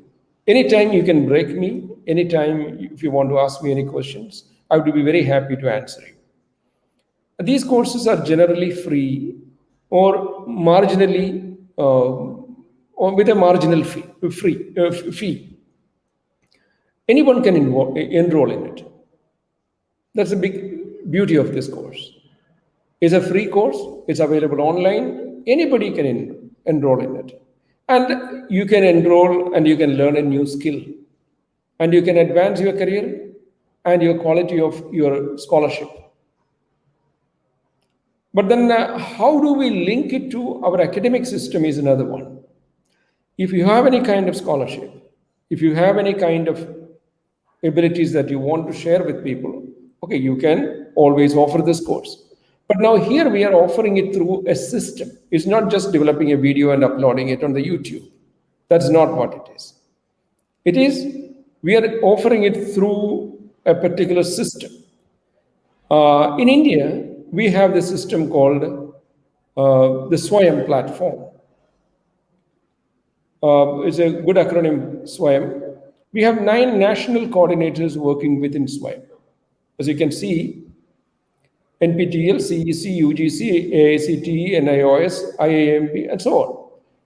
Now, what are the differences between these? Since most of these scholars sitting here are, if you are from a non-science background, offering a PG course or a UG course, you will have to go here. That is CEC. If you are offering a technology course under the undergraduate level, you may have to go here. Engineering courses, AICTE, PG courses, UGC is now divesting many of its responsibilities. Most of them are taken over by the CEC now, and so on. The school level, teacher training, you might go here. The school level, you might go to NIOS or to NCERT. An open course, you might go for IGNOU. These are the hosts who upload your courses. If you develop a course, these are the agencies through which this can be given across India, because we have developed a big platform. SWAYAM is a big platform. So you can go to the website. If you type SWAYAM Central in your laptop, you will be able, or Google it, then you will be able to get to that one, SWAYAM Central. So each of these have got different responsibilities that I told you. So these are the national coordinators. That means at the national level, these people, these organizations are given the responsibility by the government of India to offer courses. These are quality controlled courses in the sense that these courses are offered by somebody who is qualified. It is not just like some course put up by somebody. There are 2 ways in which these courses are offered. One, you can take it for a credit. Credit means using that you can substitute a part of the courses offered in a student can take a SWAYAM course and he can use it instead of a course that is expected to do in a university or in a college. Suppose a student in MANUU doing MA English. There are 72 credits usually, or 80 credits in your department to get a PG degree. Instead of that, this student can take my course, for example, Shakespeare Across Cultures, online from CEC. He or she will have to go there and register, and then you will have to complete the course, take the test, And then according to the marks given to that particular student, the student will be able to get a credit from the Central University of Kerala. That's where I am teaching. So from this university, that student will be getting a credit through CEC, and this credit can be transferred to MANUU if MANUU's Department of English accepts it. And all the universities are asked to accept all the courses offered by the Swayam through the Swayam platform. So they can take it. I have nearly 1,000 students now in the PG departments all around the country taking these courses. I've been offering it for the last 3 or 4 years. I've been offering these. So every year I get around 1,000 or more than 1,000 students who are getting these courses. If you promote it a bit more students will take it. Okay. Now let's know what is a national coordinator. I already told you about this. For the school education, you have got the NIOS, that's the National Institute of Open Learning, and the NCERT, which you are all familiar with. And in the out-of-school education, it is mostly IGNOU, the open courses, open degrees. And for the undergraduate and post-education courses, for the non-technology course, that is CEC, for technology courses is NPTEL, management courses is IIMB, and I also told you about the previous one, the AICTE is offering, and this is teachers training courses. And different courses are offered. So depending on what course you are going to give, what is the area of your expertise, you will have to offer this course. Now, let me speak about something more, because most of you, I presume, that is from the CEC, non-technology courses. I'm sure there are others also. Let me concentrate on the CEC. That is for the UG and PG programs, undergraduate and postgraduate programs. We are, controlled, or all our actions are directed by these Swayam regulations of the UGC 2021. It says up to 40% of the courses in any program in India, up to 40% of the courses the student can take from MOOC. Suppose these are very good courses. For example, a course on scientific writing, academic writing is available there. Or in mathematics, there will be courses available. In physics, there are courses available. In management, there are courses available. In literature, there are courses available. A student can take up to 40% of the course. Now we have a problem. Dr. Shagufta Shaheen will be wondering, if a student takes, say, all management, 40% all management courses, and asks for a degree in English department, is it acceptable? No, that is not acceptable. The English department of your university or your college will have to accept these courses first. In your board of studies, they have to say, okay, these are the courses we accept for English degree. And then your academic council passes it. Then your students are asked to take any course listed in these. That is why we have a SPOC, SPOC, a single point contact person in every university who will be advising the students to take these courses. So he will be contacting, or she will be contacting the departments and ask them whether this is acceptable for credit or non-credit or not. The student can take any courses, but for the degree purposes, if they want to earn credit and add to a degree, that depends on the university. The student can take up to 40% of the courses, provided these courses are accepted by the university. So Swayam asks us to integrate the Swayam MOOC courses with our regular curriculum. All the departments in all universities funded by the government of India are asked to do this. Two things. One, they are asked to develop these courses. Second, they are asked to accept these courses, because there is a rigorous way in which these courses are to be presented to the UGC, and the UGC will accept the course after a rigorous monitoring of the courses. I will speak about that later. So what is CEC? Once again, I'm telling you, CEC is a consortium for educational communication, non-technology courses, an inter-university center for UGC. It has been operating since 1993. It has got, interestingly, 21 EMRCs. mass communication centers, in which, or using the services of which, you can develop these MOOC courses. They are given the mandate to develop and disseminate digital educational content for higher education in India. So that is their job. This is the only job. Digital higher education content.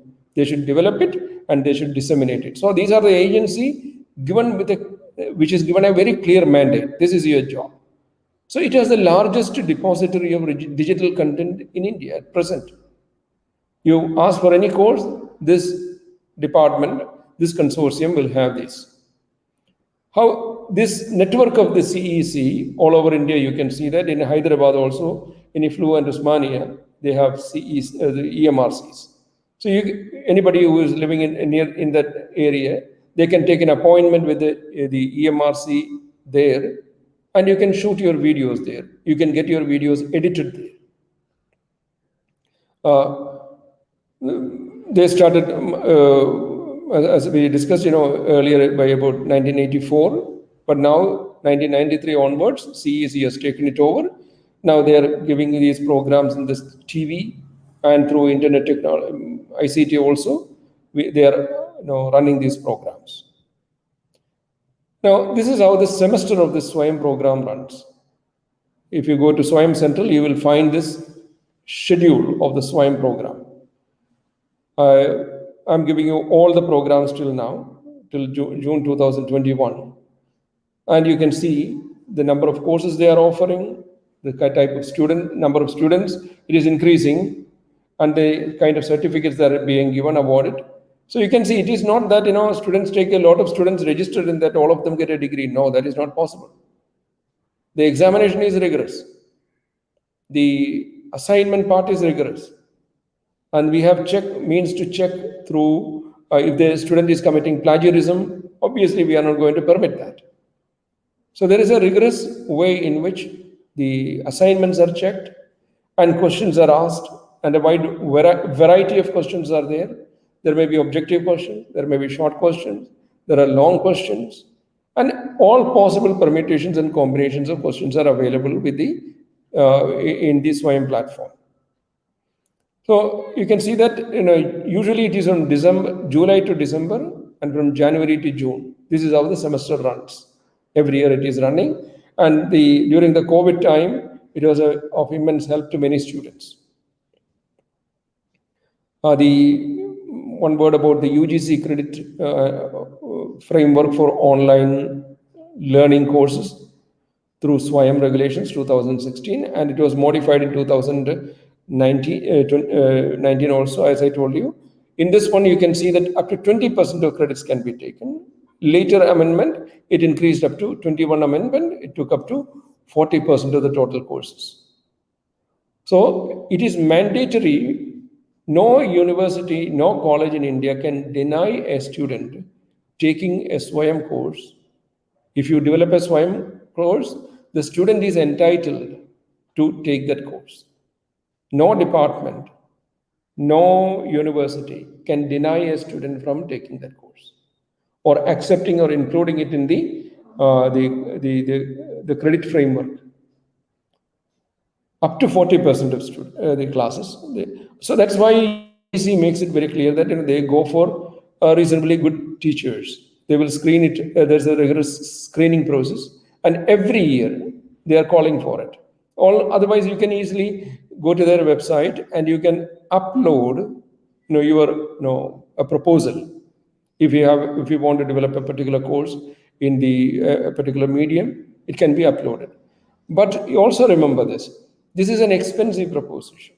When to develop a 4-credit, I am offering a 4-credit course that will have about 40 modules. That means 40 videos, 40 lectures, and 40 texts, and so on. To develop all these, it will take some money, especially the shooting, video editing, and that part takes some money.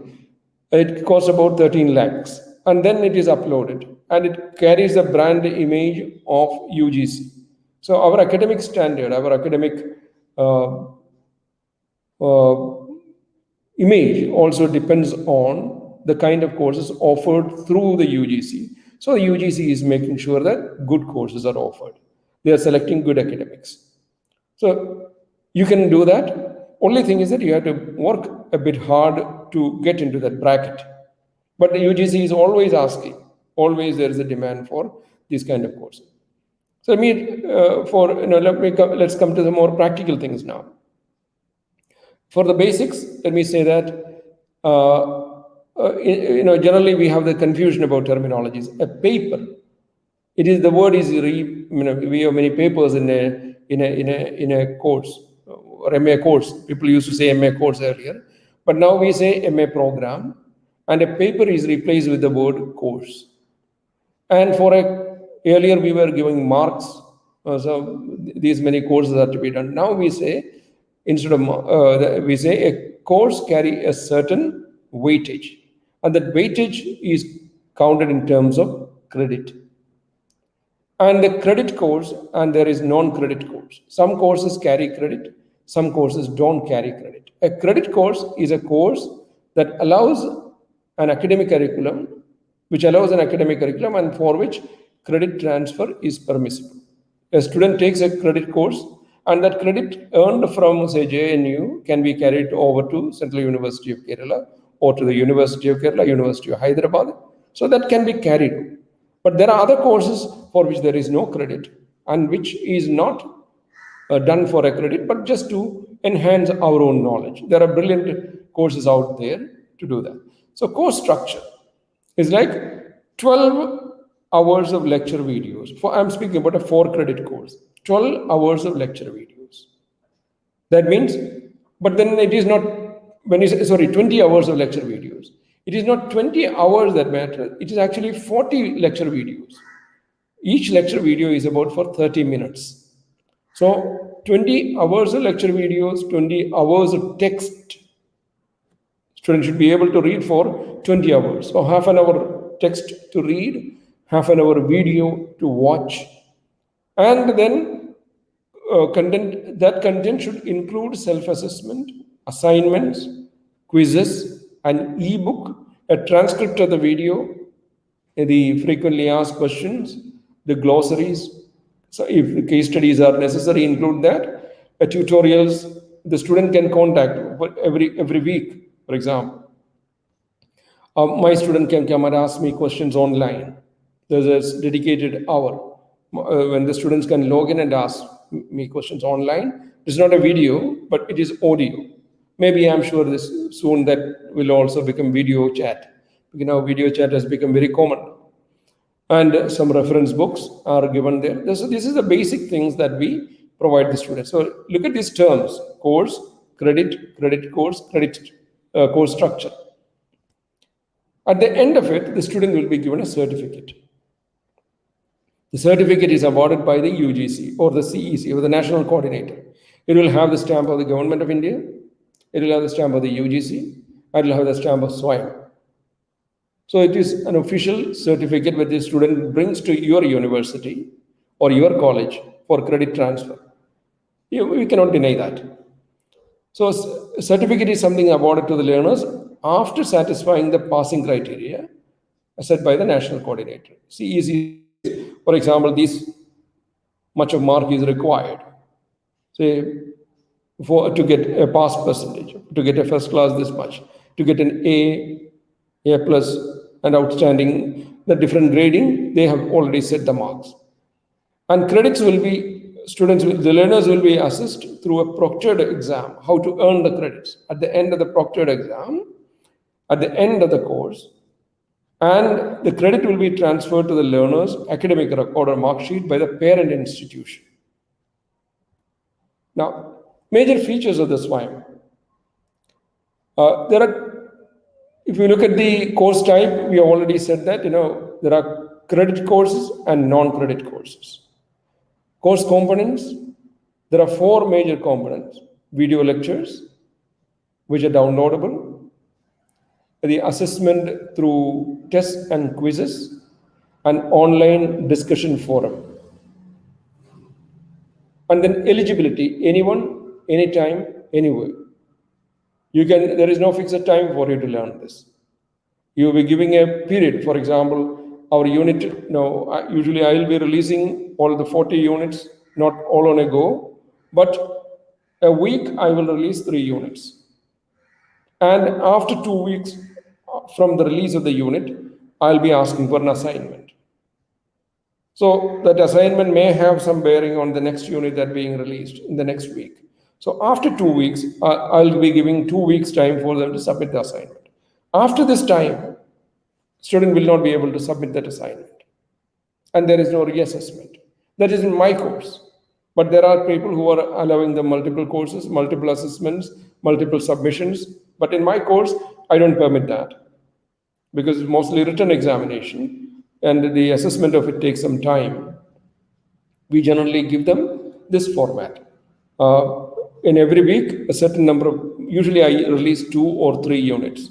Between 2 or 3 units, I release every week. And then after 2 weeks from the date of release of the question for the assessment, I'll be evaluating the assessment. After that, you cannot assess. But till then, it is free for you to study at any point of time. Anywhere you can access the data. It can be accessed on your mobile phone or from the computer or with the audio alone. You can access as the way you like. Anybody, you can be a PG scholar. You can be. There are teachers also enrolled in my course, just to learn something more. I hope they get something out of it. If there are people are interested, they will come and register in the course. If they are not interested, they will drop and leave the course. And the course fee, it is to go through the course without credit. There is no, absolutely no fee is charged. Anybody can access this. So anybody all over the world, people are accessing my course.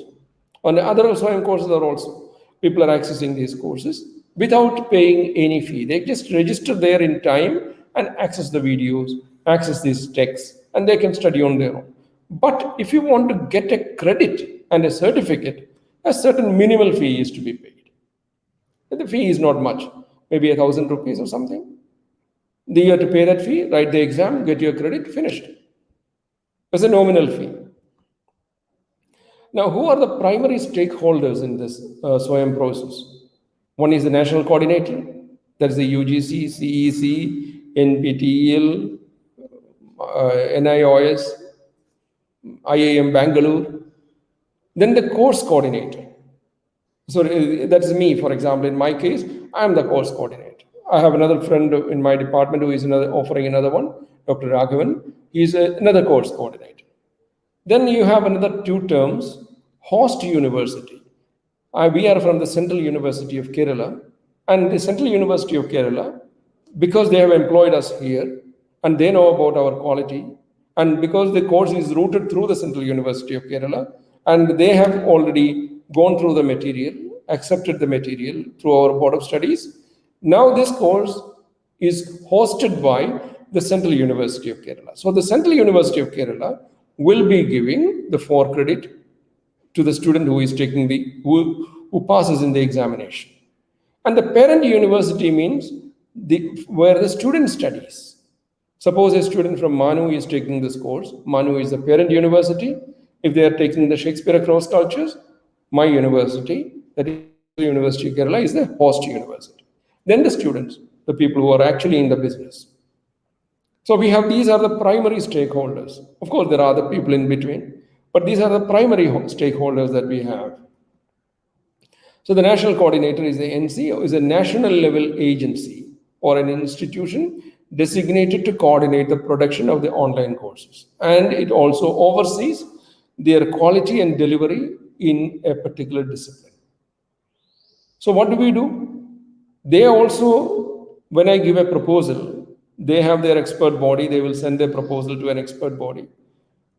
Maybe if I give a proposal, they will be sending it to Dr. Shagupta sitting in MANUU, and with a blind one. It is not, my name will not be available there.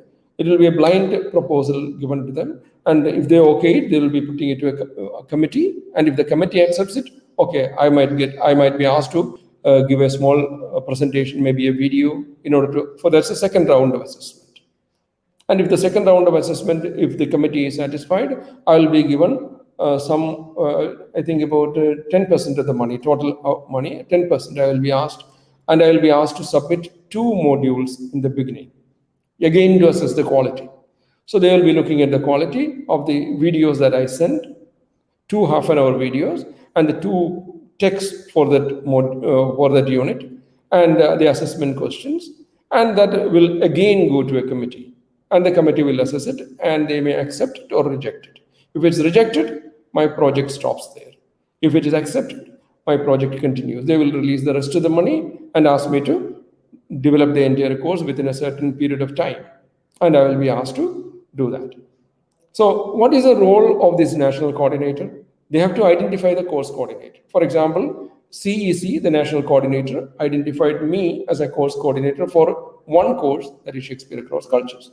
They have identified about 40 different course coordinators in 2018. And then out of that, only 30 or some people could able to go to the second round. And they have to rate and evaluate the proposal. Whatever proposal that today, if you are going to give a proposal, they will have to identify you based on your application, and they will have to rate and evaluate the proposal, review the content that you have submitted, and ensure that the course is delivered properly. They will be monitoring. The students are registered there and you are not releasing the content, that will be a problem for the students and for their degree. Everything will be a problem. So we will be ensuring that the course content is released in proper manner, and they will help the students to go for the evaluation, generate the final results, and issue the certificates.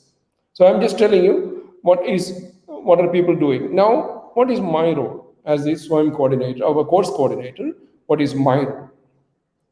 I'm called an SME, or a subject matter expert. My PhD is on Shakespeare. I did my PhD from JNU. So I've been working on Shakespeare for a quite long time. So looking at my profile, looking at my publications, the UGC identified me.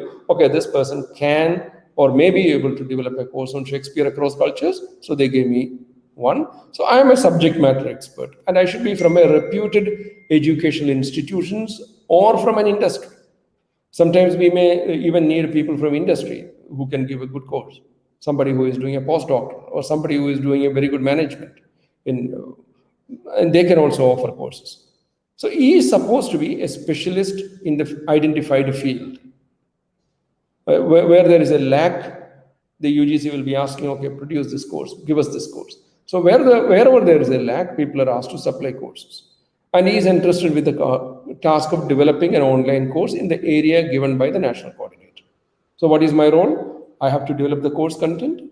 I have to ensure that the course is delivered. And the in-course assessment I have to perform, and I have to prepare the question paper. I have to evaluate the answer sheets and give the marks, give the credit to the students. And the rest of the system will take care of.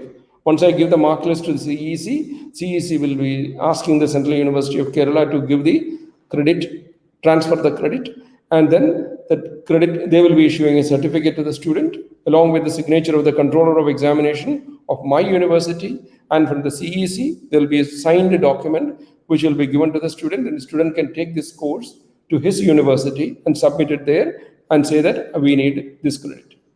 Maybe I got a B+ in this course, so give me this B+ instead of another course in my department. It can either be a core course, it can be an elective course, but it should be accepted by the department's Board of Studies. That is very important. There is no point in saying that Department Board of Studies will not accept it. We can say either it's an elective course or a core course. Sometimes some of the courses are good. Mine is an elective course.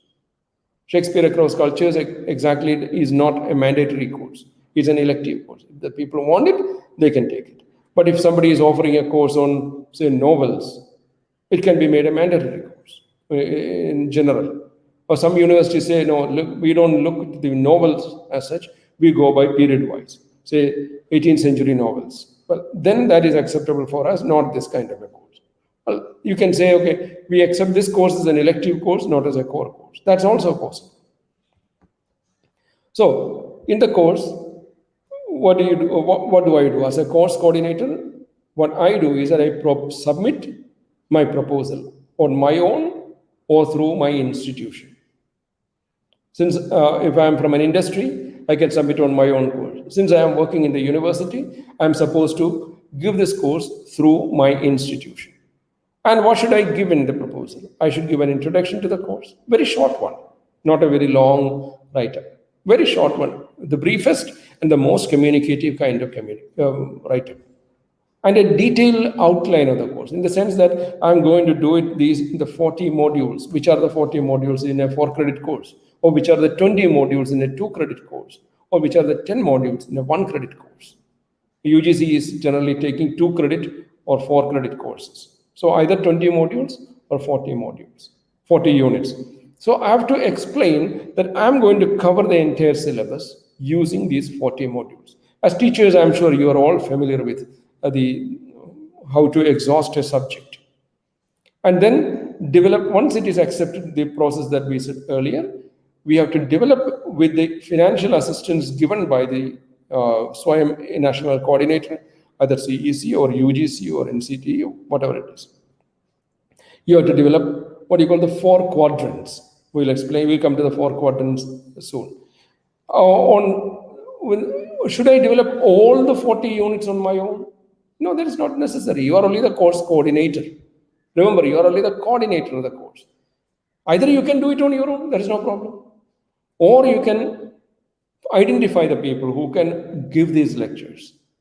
So identified, say for example, in my course, I have identified courses, there are many other scholars, much better scholars than me, helping me in offering the course. For example, Professor Poonam Trivedi from Delhi University, Indra Prasad College, has given me 2 talks on Shakespearean films. I identified her because I know her earlier. When I was in JNU, I was teaching in Jamia Millia. I knew Professor Trivedi. So I contacted her, and when her recent book came, I asked her, ma'am, please give me a lecture on Shakespeare in Indian cinema. She gladly gave that. There is no better expert than her in the country to deal with that subject. So we get her lecture. And I also asked Professor Harish Trivedi, again from Delhi University, on Shakespearean translation. He had done a book on colonial transactions. He's an expert on translations, studies in India, worked with Susan Bassnett. So I identify such scholars and ask them to either write a text for me, because they have already written text. It's easy for them. And also to give me a video. I will have to go and shoot them. Not shooting, but I have to go and videograph them with the appropriate lights. Either I can do this shooting part, either on using my crew, I can hire a crew. What I did was that I hired a crew and I went to Delhi, went to their home and shot that particular video. Or I can ask them to come to an EMRC. That's even easier. They can come to an EMRC, Delhi's Jamia Millia Islamia, for example, or there are different ones in Delhi, or if somebody is in Hyderabad, we can invite them, we can, arrange this schedule with the EMRC, and the EMRC will be glad to help us. It is their job to help, because their service, as we earlier said, it is working under CEC, and their job is to develop this e-content, and there is people sitting there are experts doing that. So there are videographers, there are studios, there are microphones, there are editors, everything is very professional there. So you can go there, hire their service, or you can use on your own. Because I had to go to different places, and this was one of the first experience that I had to undergo. So we decided, me and Dr. Raghavan here, my friend, we both decided to make this video on our own, so that we go through the entire process. That's one of the reasons why I'm able to tell you, because we've gone through all these problems. So we know what are the troubles that are practically what's going to happen when people are going to go through this. And then then this content, what we have, there are 2 parts of the content.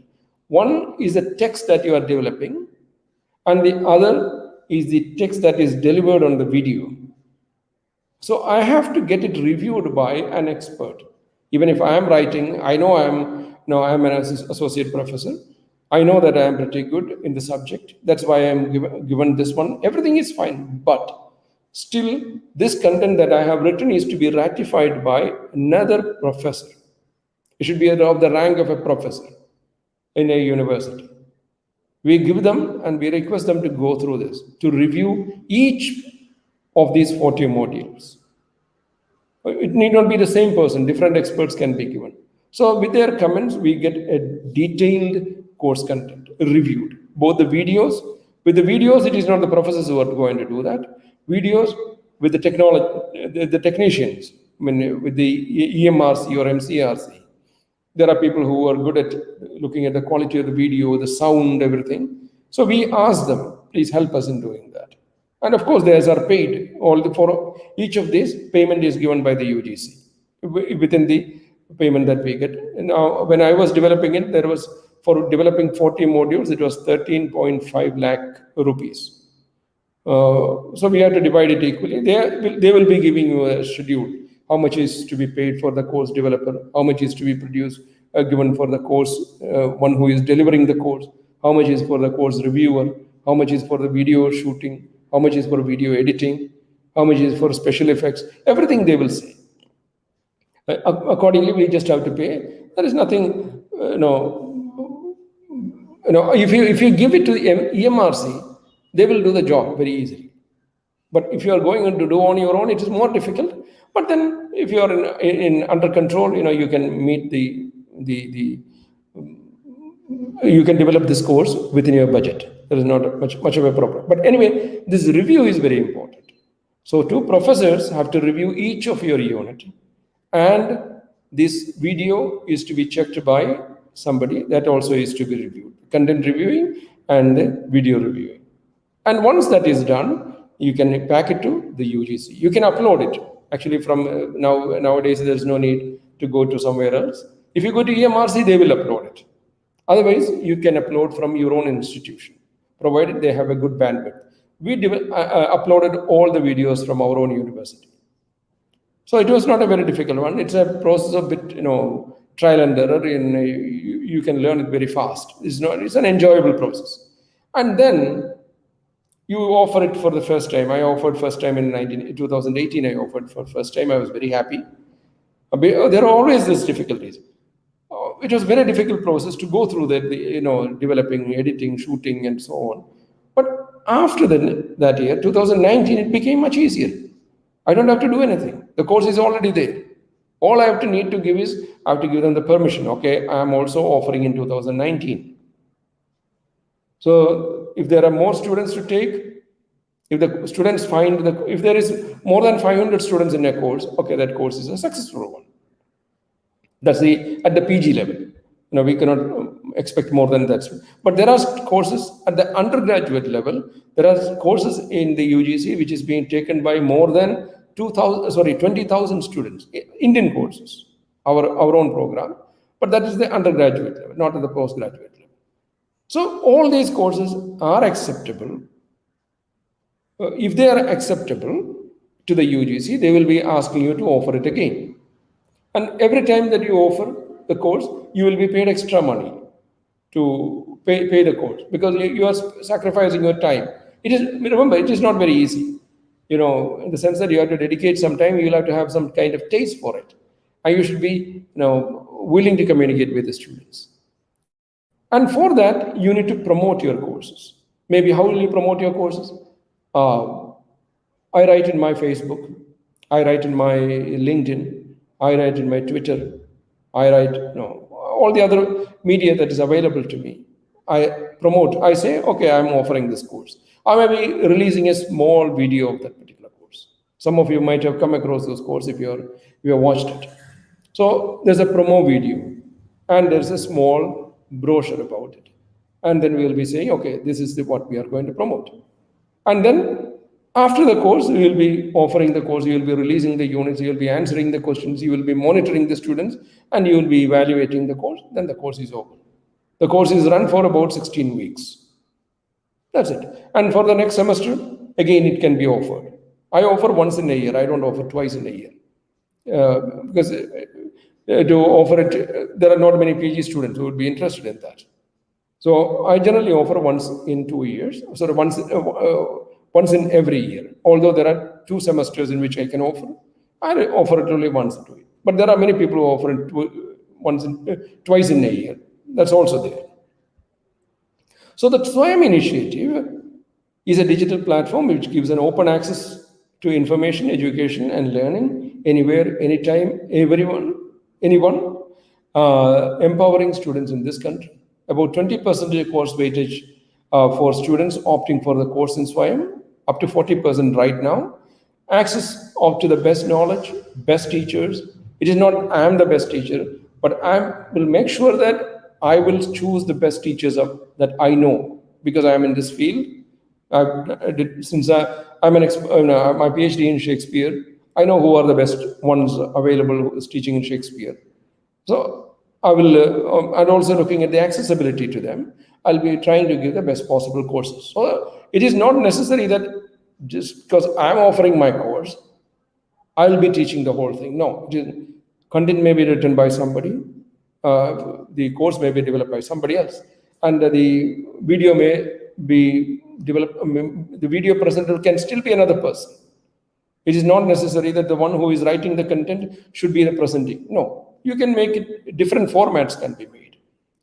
But the best way to produce since I've developed this 30-minute videos, I can tell you that is not the best way to produce the SWAYAM courses. Ideally, it should be mixed along with the reading material. Since our platform is not suitable for that, now we are going for a 30-minute video and 30-minute separate text. Ideally, that is not the case. Ideally, if you look at the foreign universities, if you look at the courses offered by Coursera or edX and so on, you will find that the videos will be very short, about 5 to 6 minute videos. Within the text, you click a link and then the videos will appear. That's how it is developed. That is more effective. And that can be in a varied format. It is not necessary that somebody is talking to you. You can talk to somebody else. You can show an experiment. You can show a drama. All these, it is feasible. For example, a particular moment in a drama or a particular dialogue delivery is important. Or the way in which the poem is to be sung. Or in Urdu, for example, how shairi is recited. Now, these are all very important. The very style of poetry, the very mode of delivery. You can actually show good poets doing that. It's not that, if I start speaking about, Urdu shairi, and then it is not possible that I will be delivering it the best way. But I can actually show the people who are doing it in the best possible manner and say, speak about that. Only maybe 2-minute video is necessary for that. We don't need more than that. Or maybe some people make it so interesting that it will be a 5-minute segment, which you can use different ways to communicate. Now the UGC is offering around 1,000 courses.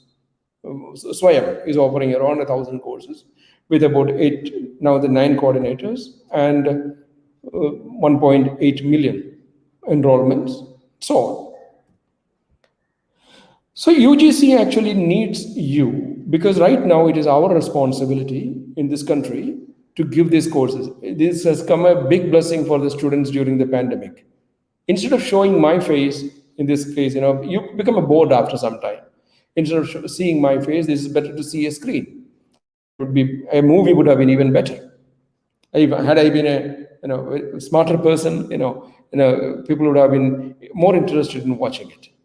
So anyway, the universe at this time, as previous speakers, I came to your inaugural session for some time, and there also your vice chancellor and the previous speaker, I forgot his name, the professor from linguistics department, and also Professor Shagufta. They were all speaking about the mode of our approach has changed. The way we are going to talk in the class, the way we are going to deal in the class has changed remarkably. Now we teachers have to deal with it. Instead of speaking in front of a camera directly, or instead of reading from a paper, there are other technologies available. What is it? Practically what is important? Practically, from my MOOC experience, I can tell you, you have to develop the text. Text is to be developed in the most communicative manner. You have to look directly into the camera and speak, as if I am speaking to you right now. And then the problem is that if I don't have the text, how can I speak to you? There are more methods are available. There are screens available right now. You can look into that. And the text will be rolling there. So you might have seen Prime Minister Modi speaking, for example. He'll be looking there and he'll be looking there and he'll be speaking to you. What he's using is a different equipment altogether, in which text is rolled. That's how our people in the television studios speak. They will read the news as if they are telling you the news, but they're actually reading it from a screen placed in front of the camera. That technique is available. It's called teleprompter. It is available, easily available. It's not very costly now. So you have to invest in a teleprompter. You have to invest in a good camera. You have to invest in a text. You have to develop a good text, whatever it is, in the most simple way. That's the best one. And then speak to the students.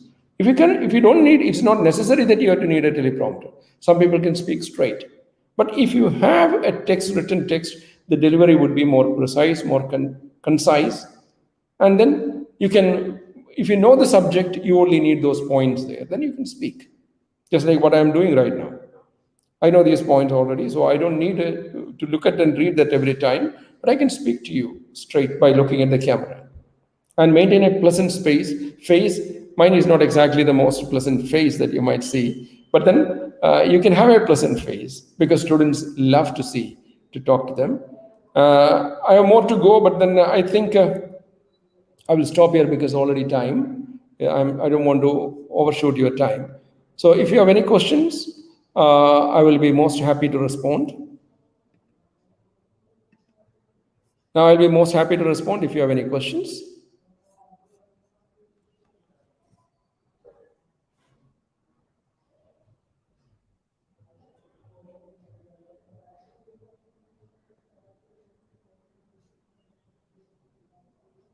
I don't know how many people are actually listening to me.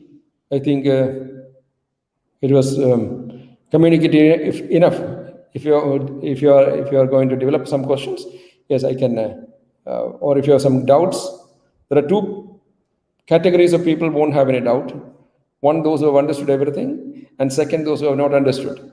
I hope I communicated to you something. Thank you. Yeah, it was very valuable, sir. But we have a question from Yes, Samina ma'am, please. Thank you so much, sir, for sharing your expertise and experience as regards MOOCs. I'm sure the audience has benefited immensely. I don't have one, but quite a few questions. But because we are running out of time, I shall ask the most pertinent ones. So it's obvious that SWAYAM is not for school students. School students can't do any free course there. It is not necessary because in Kerala, we have, in SWAYAM platform, it is all for higher education that is given. But in schools, we have the open school examination is there. NIOS is offering open school courses they are developing. NCERT is developing open courses. So it is not necessary that only the higher education needs to do that. It is the agency which matters. For example, UGC is for higher education. NCERT is for the school education. So at every level, SWAYAM courses are interesting, are available. Are there courses in different languages? Yes, there are courses in different languages. But only thing is that there should be a sufficient number of takers available. You have to convince the course provider, that is the national coordinator, okay, this is possible. In Urdu, for example, this is necessary because there are a lot of Urdu medium students, and they will ask you, no, why can't this course be provided in Hindi, because that will benefit even more students, or in English, that will benefit even more students. But it's up to you how to convince the national coordinator, saying that, okay, now what we actually look at is that we cater to these many students, and if they are convinced, they will certainly give you the project. Okay, thank you. And one last question, sir. How rigid is the assessment? Like, because it's massive, it's open, it's free. Does it have any weightage in the market or in the career when it doesn't carry any credits? No, it carries. That's what I told you. There are two types of courses. One is a credit course. The other is a non-credit course. See, you carry a certificate saying that, okay, I have done, for example, I have done after doing this MOOC course, I have done a non-credit course from which university? Stanford University. Okay. The credit course is on scientific writing. I mean, this is an effective way in which most of us don't know how to, edit and the scientific journals. So I did a course on that. I don't get any credit in that, but that course helps me. For example, if I look for an employment, not at this age, at your age, for example, you look for an employment and then you go and okay, say I've done this course from Stanford University. That means you are interested. It is because of your interest in developing your skill. You did that course. You earned this, certificate from there. It's up to the obviously the hiring agencies will be looking for that extra in the student or in the teachers to hire them, because otherwise when we go for a selection interview, what we find is that all the candidates are good and 90% of the candidates are selectable ones, and say about 50% of the candidates are eminently selectable ones. Then what we are looking for is that outstanding ones. These outstanding ones are those who did that extra thing. And this certainly helps. And the process of the evaluation, it is rigorous. See, out of the, as I can tell you, 1,000 students appear in my course, but only 100 students or nearly 100 students pass in my course. It is not that everyone who comes and writes the examination passes in it. No, that is not possible. So it's a rigorous course. The UGC is giving, taking care of that part also. That is not that anybody gives, some mark is given and is done. No, that is not how it is. And we have to also to give the feedback to the students. Okay. Thank you so much, sir. That has Thank been you, very Shabana. useful. Thank you. Thank you so much, sir. I would request our participants, if they have any questions, they can write in the comment section. But I don't think we have any questions in the comment section. That tells us that how well everything has been explained by Dr. Joseph, sir. Thank you so much for being with us, sir. I would like to inform our participants that the attendance link has been shared in the Telegram group. You can mark your attendance and give us your feedback.